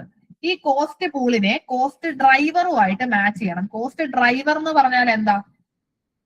ഈ കോസ്റ്റ് പൂളിനകത്തുള്ള കോസ്റ്റിനെ എന്തിന്റെ ബേസിസിലാണോ നമ്മൾ ആ ഒരു പ്രൊഡക്റ്റിലേക്ക് അലോക്കേറ്റ് ചെയ്ത് കൊടുക്കുന്നത്, അതാണ് കോസ്റ്റ് ഡ്രൈവർ. ഇപ്പം മെറ്റീരിയൽ ഹാൻഡ്ലിങ്ങിന് ഇപ്പം ജസ്റ്റ് ഇങ്ങനെ ഒന്ന് ചിന്തിച്ചേ, നമ്മളൊരു ഫാക്ടറി നടത്തുക. നമ്മുടെ ഫാക്ടറിയിൽ ബിസ്ക്കറ്റ് മാനുഫാക്ചർ ചെയ്യുന്നുണ്ട്, മറ്റ് സ്നാക്സ് മാനുഫാക്ചർ ചെയ്യുന്നുണ്ട്, ചോക്ലേറ്റ്സ് മാനുഫാക്ചർ ചെയ്യുന്നുണ്ട്, ഇതെല്ലാം മാനുഫാക്ചർ ചെയ്യുന്നുണ്ട്. ഫാക്ടറിയിൽ മൊത്തം മെറ്റീരിയൽ ഹാൻഡ്ലിങ്ങിന് വേണ്ടി നമുക്ക് മൊത്തം 10,000 രൂപയാണ് കോസ്റ്റ് ആയത്. ഈ 10,000 രൂപ മൊത്തം മെറ്റീരിയൽ ഹാൻഡ്ലിങ്ങിന്റെ കോസ്റ്റാണ്. ഇനി ബിസ്ക്കറ്റ് മാനുഫാക്ചറിങ്ങിന് വേണ്ടിയിട്ട് ആ ഒരു പ്രൊഡക്റ്റിന് എത്ര മെറ്റീരിയൽ ഹാൻഡ്ലിംഗ് വേണ്ടി വന്നു എന്ന് നമ്മൾ നോക്കും. ആ നമ്പറിന്റെ ബേസിലായിരിക്കും ആ കോസ്റ്റിനെ, അതിന്റെ അത്രയും പോർഷൻ നമ്മൾ ആ ഒരു ബിസ്ക്കറ്റിന്റെ ടോട്ടൽ കോസ്റ്റിലേക്ക് ആഡ് ചെയ്ത് കൊടുക്കുന്നത്. അതാണ് കോസ്റ്റ് ഡ്രൈവർ. എന്തിന്റെ ബേസിസിലാണോ കോസ്റ്റ് പൂളിലുള്ള കോസ്റ്റിനെ ഓരോ പ്രൊഡക്റ്റുകളിലേക്ക് അല്ലെങ്കിൽ ഓരോ ഡിപ്പാർട്ട്മെന്റിലേക്ക് അലോക്കേറ്റ് ചെയ്ത് കൊടുക്കുന്നത്, ദാറ്റ് ഈസ് കോസ്റ്റ് ഡ്രൈവർ. ഇവിടെ മെറ്റീരിയൽ ഹാൻഡ്ലിംഗ് എന്ന് പറയുമ്പോൾ നമ്പർ ഓഫ് മൂവ്മെന്റ്സ് ആണ്. നമ്പർ ഓഫ് മൂവ്മെന്റ്സിന്റെ ബേസിലാ. അല്ലെങ്കിൽ സെറ്റപ്പ്, മെഷീൻ സെറ്റപ്പ് ആവുമ്പോൾ നമ്പർ ഓഫ് സെറ്റപ്പ് എടുക്കും. അതേപോലെ മെയിൻ്റനൻസ് അവേഴ്സിന്റെ ബേസിൽ. മെയിൻ്റനൻസ് എന്ന് പറയുന്ന മൊത്തം നമുക്ക് ഇത്ര കോസ്റ്റ് ഉണ്ടായി. അങ്ങനെയാണെങ്കിൽ ബിസ്ക്കറ്റ് മാനുഫാക്ചറിങ്, ബിസ്ക്കറ്റിന്റെ ആ ഒരു സെക്ടറിൽ മൊത്തം 5 മണിക്കൂറാണ് മെയിൻ്റനൻസിന് വേണ്ടി വന്നത്. അപ്പൊ ടോട്ടൽ മെയിൻ്റനൻസ് കോസ്റ്റില് ഈ 5 മണിക്കൂറിന്റെ മാത്രം കോസ്റ്റ് എടുത്തിട്ട് ഈ ഒരു പ്രൊഡക്റ്റിലേക്ക് നമ്മൾ അലോക്കേറ്റ് ചെയ്ത് കൊടുത്തു. അങ്ങനെ കൊടുക്കും. അതേപോലെ ക്വാളിറ്റി കൺട്രോളിൽ ഇൻസ്പെക്ഷൻസിന്റെ നമ്പർ ഓഫ് ഇൻസ്പെക്ഷൻസിന്റെ ബേസിലായിരിക്കും ക്വാളിറ്റി കൺട്രോളിലുള്ള ടോട്ടൽ കോസ്റ്റിനെ നമ്മൾ ഓരോ പ്രൊഡക്റ്റുകളിലേക്കും അലോക്കേറ്റ് ചെയ്ത് കൊടുക്കുന്നത്. അപ്പൊ പ്രൊഡക്റ്റ് എക്ക് മൊത്തം 50 ഇൻസ്പെക്ഷൻ നടന്നു. അങ്ങനെയാണെങ്കിൽ ക്വാളിറ്റി കൺട്രോളിലുള്ള ആ ഒരു മൊത്തം കോസ്റ്റിന്റെ 20 എടുത്തിട്ട്, അതായത് 20 ഇൻസ്പെക്ഷന്റെ മാത്രമായിട്ട് നമ്മൾ എടുത്തിട്ട് ആ ഒരു പ്രൊഡക്റ്റ് എയിലേക്ക് അലോക്കേറ്റ് ചെയ്തു. പ്രൊഡക്റ്റ് ബിയിൽ 30 ഇൻസ്പെക്ഷനാണ് നടന്നത്. അപ്പൊ ആ 30 ഇൻസ്പെക്ഷന്റെ കോസ്റ്റ് അതിൽ നിന്ന് എടുത്തിട്ട് അതിലേക്ക് അലോക്കേറ്റ് ചെയ്യുന്നു. ഇതാണ് കോസ്റ്റ് ഡ്രൈവറിന്റെ പ്രത്യേകത. നെക്സ്റ്റ് വൺ നോക്കിക്കേ. Idle time, overtime, piece rate, Gantt task, bonus plan.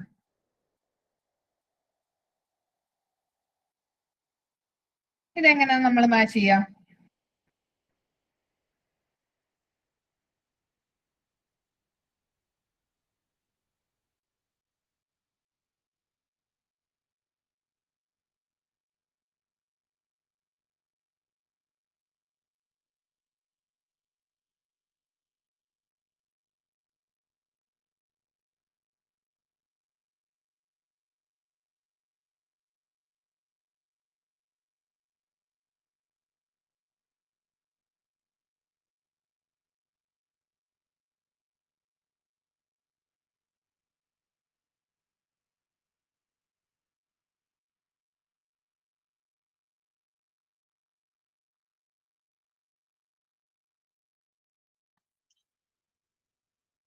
Yes, option A ആണ് കറക്റ്റ് ആൻസർ അല്ലെ. ഐഡിൽ ടൈം എന്ന് പറഞ്ഞാൽ ഇപ്പൊ നമ്മുടെ ഫാക്ടറിയിൽ വർക്കേഴ്സ് വെറുതെ ഇരിക്കുന്ന സമയമാണ് ഐഡിൽ ടൈം. വെറുതെ ഇരിക്കുന്ന സമയം എന്ന് മാത്രമല്ല, വെറുതെ അവരൊരു ജോലിയും ചെയ്യുന്നില്ല, പക്ഷെ അവർക്ക് വേജ് കൊടുക്കുന്നുണ്ട്. അതാണ് ഐഡിൽ ടൈമിന്റെ പ്രത്യേകത. ഇപ്പൊ നമ്മൾ ജോലി ചെയ്തുകൊണ്ടിരുന്ന സമയത്ത് പെട്ടെന്ന് മെഷീൻ ബ്രേക്ക് ഡൗൺ ആയിപ്പോയി. അപ്പൊ ഒരു 10 മിനിറ്റ് നമ്മളെ ജോലിക്കാര് വെറുതെ ഇരുന്നു എന്ന് പറഞ്ഞാൽ 10 മിനിറ്റിലത്തെ വേജ് കുറച്ചിട്ടല്ലല്ലോ കൊടുക്കുന്നത്, അതും കൂടെ കൂട്ടിയിട്ടായിരിക്കും അവർക്ക് വേജ് കൊടുക്കുന്നത്. അതാണ് ഈ ഐഡിൽ ടൈം. ജോലിക്കാര് വെറുതെ ഇരിക്കുന്ന ടൈമാണ്, പക്ഷെ അത് പെയ്ഡ് ടൈം ആയിരിക്കും. അവർക്ക് വേജ് കിട്ടുന്ന ടൈമും ആയിരിക്കും. വേജ് കിട്ടുന്നുണ്ട്, പക്ഷെ അവർ ജോലിയൊന്നും ചെയ്യുന്നില്ല. ആ ഐഡിൽ ടൈം ഉണ്ടാവാനുള്ള കാരണങ്ങളാണ് ഈ പ്രൊഡക്ഷൻ കോസുകളും എക്കണോമിക് കോസുകളും ഒക്കെയാ. പ്രൊഡക്ഷൻ കോസ് ആണ് നമ്മൾ പറഞ്ഞത്. ചിലപ്പോ പെട്ടെന്ന് മെഷീൻ ബ്രേക്ക് ഡൗണോ അങ്ങനെ എന്തെങ്കിലും ഒക്കെ സംഭവിക്കാം, കറണ്ട് പോകുമോ അങ്ങനെയൊക്കെ സംഭവിക്കാം. അല്ലെങ്കിൽ എക്കണോമിക് കോസുകളുണ്ട്, അതായത് ചിലപ്പോൾ പെട്ടെന്നൊരു സ്ട്രൈക്ക് വരുന്നു. അപ്പൊ അങ്ങനെയൊക്കെ എന്തെങ്കിലും ഒരു കോസുകൾ കാരണം അവര് ജോലിക്കാര് വെറുതെ ഇരുന്നൊരു ടൈം, പക്ഷെ അവർക്ക് വേജ് കൊടുക്കുന്നുണ്ട്. അതാണ് ഐഡിൽ ടൈം. ഓവർ ടൈം നമുക്കറിയാം അല്ലെ, വർക്കേഴ്സ് നോർമൽ വർക്കിംഗ് അവേഴ്സിന് അപ്പുറത്തേക്ക് ജോലി ചെയ്യുന്നതാണ് overtime. Then piece rate എന്ന് പറഞ്ഞാൽ എത്ര എണ്ണം പ്രൊഡ്യൂസ് ചെയ്യുന്നു എന്നതിന്റെ ബേസിലാണ് എന്ത് കൊടുക്കുന്നത്, റേറ്റ് കൊടുക്കുന്നത്. ഗാൺ ടാസ്ക് ബോണസ് പ്ലാന്റെ പ്രത്യേകത ഒരു സ്റ്റാൻഡേർഡ് യൂണിറ്റിന് താഴെ പ്രൊഡ്യൂസ് ചെയ്യുന്നവർക്ക് ഒരു ഗ്യാരണ്ടീഡ് ടൈം റേറ്റിലായിരിക്കും വേജ് കൊടുക്കുന്നത്. അതാണ് Gantt task and bonus plan system. Yes, ഈ ഒരു ചോദ്യം നോക്കിക്കേ. A cost management tool for reducing the overall cost of a product over its entire life cycle with help of production, engineering, research and design. എന്തിനായി പറഞ്ഞേക്കുന്നത്? Activity based costing ആണോ, target costing ആണോ, TQM ആണോ, life cycle costing ആണോ? ഒരു പ്രൊഡക്റ്റിന്റെ cost അതിന്റെ entire life സൈക്കിളിലെയും മൊത്തത്തിലുള്ള cost reduce ചെയ്യാനുള്ള ഒരു മാനേജ്മെന്റ് ടൂൾ ആണ്. ഏതാന്ന് പറയാമോ?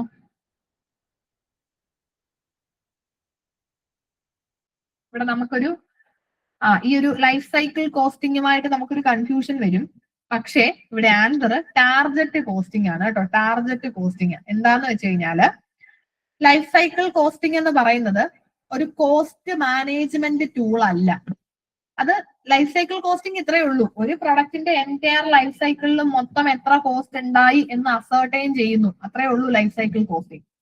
ടാർഗറ്റ് കോസ്റ്റിംഗിലാണ് നമ്മൾ ആ പ്രൊഡക്റ്റിന്റെ ഓവറോൾ കോസ്റ്റ്, അതിന്റെ എൻറ്റയർ ലൈഫ് സൈക്കിളിലും ഉണ്ടാകുന്ന കോസ്റ്റുകളെ റെഡ്യൂസ് ചെയ്യുന്നത് ടാർഗറ്റ് കോസ്റ്റിംഗ്. അത് ഒരു കോസ്റ്റ് മാനേജ്മെന്റ് ടൂൾ ആണെന്ന് പറഞ്ഞിട്ടുണ്ട് അല്ലെ. Life cycle costing cost management tool അല്ല, അതൊരു ടൈപ്പ് ഓഫ് കോസ്റ്റിംഗ് ആണ്. ആ പ്രൊഡക്റ്റിന്റെ എൻറ്റയർ ലൈഫ് സൈക്കിളിലും എത്ര കോസ്റ്റ് ഉണ്ടായി, from the designing stage two അതിന്റെ ആളുകൾ അത് യൂസ് ചെയ്ത് പോസ്റ്റ് ഡിസ്പോസൽ വരെയുള്ള സ്റ്റേജിൽ മൊത്തം എത്ര കോസ്റ്റ് ഉണ്ടാകുന്നു എന്നുള്ളതാണ് ലൈഫ് സൈക്കിൾ കോസ്റ്റിംഗിൽ നോക്കുന്നത്. ടാർഗറ്റ് കോസ്റ്റിംഗ് ആണ് നമ്മൾ ആദ്യം ഒരു കോസ്റ്റ് ടാർഗറ്റ് ചെയ്യും. ഒരു പ്രൊഡക്റ്റിനെ മൊത്തം മാനുഫാക്ചർ ചെയ്ത് കഴിയാനായിട്ട് മൊത്തത്തിൽ എത്ര കോസ്റ്റ് ഉണ്ടാകുമെന്ന് ആദ്യം നമ്മളൊരു ടാർഗറ്റ് കോസ്റ്റ് വെച്ചിട്ട് പിന്നീട് ആ പ്രൊഡക്ഷനും എല്ലാം നമ്മൾ ആ ഒരു കോസ്റ്റിനകത്ത് നിർത്തും, ആ ഒരു ടാർഗറ്റിനകത്ത് തന്നെ നിർത്തും. അതാണ് ടാർഗറ്റ് കോസ്റ്റിംഗ്. ആദ്യം നമ്മളൊരു ടാർഗറ്റ് വെക്കുക ചെയ്യുന്നത്. മറ്റേടത്ത് ലൈഫ് സൈക്കിൾ കോസ്റ്റിംഗിൽ അങ്ങനെയല്ല. നമ്മൾ ഓൾറെഡി പ്രൊഡക്റ്റ് മാനുഫാക്ചർ ചെയ്ത് ആളുകൾക്ക് വിറ്റതിനൊക്കെ ശേഷം മൊത്തം എത്ര കോസ്റ്റ് ഉണ്ടായി എന്ന് ബാക്കിലേക്ക് പോയി നോക്കുകയാണ് ചെയ്യുന്നത്. ടാർഗറ്റ് കോസ്റ്റിംഗ് എന്ന് പറയുമ്പോൾ മുന്നേ നമ്മളൊരു കോസ്റ്റ് വെക്കും, എന്നിട്ട് അല്ലെങ്കിൽ നോർമലി ടാർഗറ്റ് കോസ്റ്റിംഗിൽ കോസ്റ്റും അല്ല, നമ്മൾ അതിന്റെ ഒത്തിരി ഡെപ്തിലേക്ക് പോയി കഴിഞ്ഞാല് ടാർഗറ്റ് കോസ്റ്റിംഗിൽ സാധാരണ ഒരു പ്രൈസ് ആണ് നമ്മൾ ഫിക്സ് ചെയ്യുന്നത്. ഒരു പ്രൈസ്, നമ്മുടെ പ്രൊഡക്റ്റിന് മാർക്കറ്റിൽ വിൽക്കാൻ ഇത്ര രൂപ എന്നൊരു പ്രൈസ് ഫിക്സ് ചെയ്തിട്ട് ആ പ്രൈസിൽ നിന്ന് നമുക്ക് വേണ്ടുന്ന പ്രോഫിറ്റ്, ഡിസൈഡ് പ്രോഫിറ്റ് കുറച്ച് മാറ്റും. നമ്മളൊരു പ്രൈസ് വെച്ചു, ഈ പ്രൊഡക്റ്റിന് 100 രൂപയാണ് മാർക്കറ്റ് വില ഞങ്ങൾ ഉദ്ദേശിക്കുന്നത്. നമ്മൾ പ്രൊഡക്റ്റ് മാനുഫാക്ചർ പോലും ചെയ്തില്ല, അതിന് മുന്നേ നമ്മളൊരു പ്രൈസ് അങ്ങ് വെച്ചു, 100 രൂപയ്ക്ക് ഇത് വിൽക്കാം. എന്നിട്ട് നമ്മൾ വിചാരിക്കും 10% പ്രോഫിറ്റ് വേണം. അങ്ങനെയാണെങ്കിൽ 100ന്ന് 10% പ്രോഫിറ്റ്, 100ന്റെ 10% എത്ര? 10. അപ്പൊ 100ന്ന് 10 പോയാൽ ബാക്കി 90 രൂപ കോസ്റ്റ്. അതാണ് നമ്മുടെ ടാർഗറ്റ് കോസ്റ്റ്. 90 രൂപയ്ക്ക് ഇത് മാനുഫാക്ചർ ചെയ്ത് എടുക്കണം, എന്നാലേ 10 രൂപ പ്രോഫിറ്റ് കൂടെ കൂട്ടി 100ന് വിൽക്കാൻ പറ്റും. ടാർഗറ്റ് കോസ്റ്റിംഗിൽ അതാ നോക്കുന്നത് കേട്ടോ. ഫസ്റ്റ് ആ ഒരു നമ്മുടെ സെല്ലിംഗ് പ്രൈസ് ഫിക്സ് ചെയ്തിട്ട് അതിൽ നിന്ന് ഒരു പെർസെന്റേജ് ഓഫ് പ്രോഫിറ്റ് കുറച്ച് കഴിയുമ്പോൾ നമ്മുടെ ടാർഗറ്റ് കോസ്റ്റ് കിട്ടും. ഓക്കെ, ഇപ്പൊ ടാർഗറ്റ് കോസ്റ്റിംഗിന്റെ ഡെഫിനേഷൻ ആണ് ഈ തന്നേക്കുന്നത്. ഇതെന്ത് വരും? Direct material, direct labour, direct expense, ഇതെല്ലാം കൂടെ കൂട്ടുമ്പോ ഇതിപ്പോ രണ്ട് ക്വസ്റ്റ്യൻ പേപ്പർ ആണ് സെറ്റിന്റെ തന്നെ. നേരത്തെ ഒരു ക്വസ്റ്റ്യനിൽ നമ്മൾ ഈ സെയിം ക്വസ്റ്റ്യൻ കണ്ടു, ഇപ്പോഴും കണ്ടു അല്ലെ. അപ്പൊ ഈ ചോദ്യം റിപ്പീറ്റഡ് ആയിട്ട് ചോദിക്കുന്നതാണ്. Direct material, direct labour, direct expense, ഇതെല്ലാം കൂടെ കൂട്ടുന്നത് പ്രൈം കോസ്റ്റ് അല്ലേ? പ്രൈം കോസ്റ്റ്, ഇത് മൂന്നും കൂടെ കൂട്ടുന്നത് യെസ് പ്രൈം കോസ്റ്റ് ആണ്. ഡയറക്ട് മെറ്റീരിയലും ഡയറക്ട് ലേബറും ഡയറക്ട് എക്സ്പെൻസും കൂടെ കൂട്ടുന്നത് പ്രൈം കോസ്റ്റ് ആണ്. ഈ ഒരു സ്റ്റേറ്റ്മെന്റ്സ് നോക്കിക്കേ. Only variable costs are controllable. Variable cost remains fixed per unit but varies in total.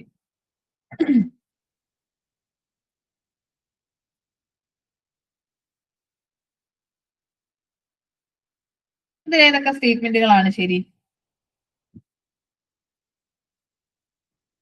Option ഇവിടെ ഓപ്ഷൻ 1 ആണ് കേട്ടോ. വേരിയബിൾ കോസ്റ്റുകൾ മാത്രമല്ല കൺട്രോളബിൾ കോസ്റ്റ്, ചില ഫിക്സഡ് കോസ്റ്റുകളും കൺട്രോളബിൾ ആണ്.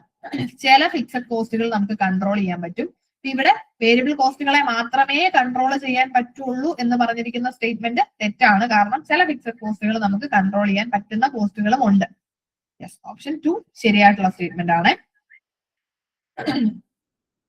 Appropriate method of costing for brick work. ബ്രിക്സിന്റെ ഒക്കെ വർക്കുകൾക്ക് ഏത് കോസ്റ്റിംഗ് മെത്തേഡാണ് നല്ലത്?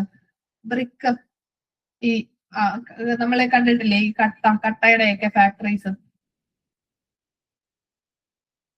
അവിടെ ഓപ്ഷൻ ഡി യൂണിറ്റ് കോസ്റ്റിംഗ് ആണ്. യൂണിറ്റ് കോസ്റ്റിംഗ് അതായത് ഐഡന്റിക്കൽ യൂണിറ്റുകൾ വലിയ ക്വാണ്ടിറ്റിയിൽ ഒരുപാട് നമ്പർ ഓഫ് ഐഡന്റിക്കൽ യൂണിറ്റുകൾ മാനുഫാക്ചർ ചെയ്യുന്നിടത്താണ് യൂണിറ്റ് കോസ്റ്റിംഗ് ആപ്ലിക്കബിൾ ആകുന്നത്. Which of the following is not necessarily an objective of cost accounting? Cost അക്കൗണ്ടിങ്ങിന്റെ ഒബ്ജക്റ്റീവ് അല്ലാത്തത് ഇതിൽ ഏതാണെന്ന് പറയാമോ? Cost avoidance, cost reduction, cost control, cost ascertainment.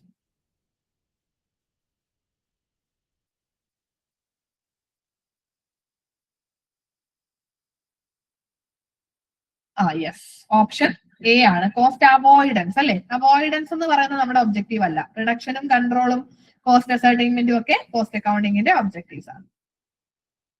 Yes. Which of the following is not a selling and distribution expense? ഇതിൽ selling and distribution expense അല്ലാത്തത് ഏതാന്ന് പറഞ്ഞേ? Selling and ഡിസ്ട്രിബ്യൂഷനിൽ വരാത്തത്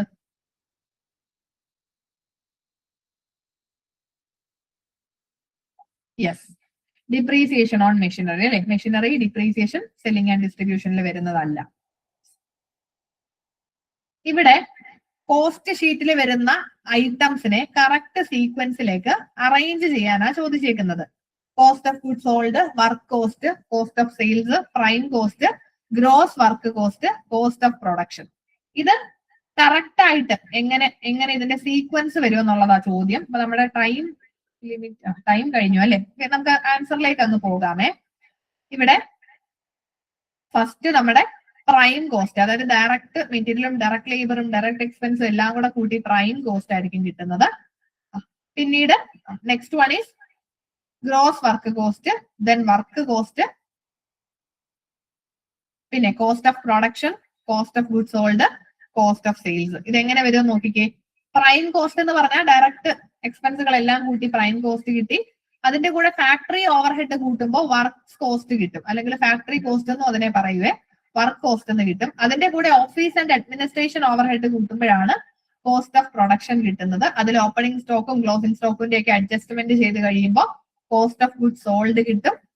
ദെൻ അതിന്റെ കൂടെ സെല്ലിംഗ് ആൻഡ് ഡിസ്ട്രിബ്യൂഷൻ ഓവർഹെഡ് കൂട്ടുമ്പോഴാണ് cost of sales കിട്ടുന്നത്. ഇതാ ഞാൻ പറഞ്ഞത്. നിങ്ങൾക്ക് ആ ഒരു കോസ്റ്റ് ഷീറ്റ് ഇവിടെ കാണാം. ഇത് കൃത്യമായിട്ട് പഠിച്ചോണം. ഓരോന്നും എന്തൊക്കെ ആഡ് ചെയ്യുമ്പോൾ അതിന് എന്തൊക്കെ പേരുകൾ പറയും, അത് കൃത്യമായിട്ട് പഠിച്ചോണം. ഇത് നമ്മൾ കണ്ടല്ലേ. Analysis which states that selling price of a product depends on the benefit which customers expected to derive from the use of the product or service. Value analysis ആണ്. വാല്യൂ അനാലിസിസ് എന്ന് പറഞ്ഞു കഴിഞ്ഞാല് അതായത് നമ്മള് ഒരു പ്രൊഡക്റ്റിന്റെ സെല്ലിംഗ് പ്രൈസ് എങ്ങനെയായിരിക്കണം? കസ്റ്റമേഴ്സിന് ആ പ്രൊഡക്റ്റിൽ നിന്ന് കിട്ടുന്ന വാല്യൂ, അതിന്റെ ബേസിലായിരിക്കണം അതിന്റെ സെല്ലിംഗ് പ്രൈസ് വരേണ്ടത്. അപ്പൊ നമ്മൾ നല്ല വാല്യൂ ചെയ്യുന്ന ഒരു പ്രൊഡക്റ്റ്, നമുക്ക് മാക്സിമം വാല്യൂ കിട്ടുന്ന ഒരു പ്രൊഡക്റ്റ് ആണെങ്കിൽ അതിന് ഹൈ പ്രൈസ് ചെയ്യാൻ പറ്റും. അതാണ് വാല്യൂ അനാലിസിസിൽ വരുന്നത്. ഇത്രയുമാണ് ഇന്നത്തെ ക്ലാസ്സിൽ നമുക്ക് നോക്കാനായിട്ടുണ്ടായിരുന്നത്. ഇനി നെക്സ്റ്റ് ഇതിന്റെ തന്നെ ബാക്കി ഏരിയാസ് നമുക്ക് അടുത്ത മൺഡേയിലേക്ക് നോക്കാം. Okay, thank you all.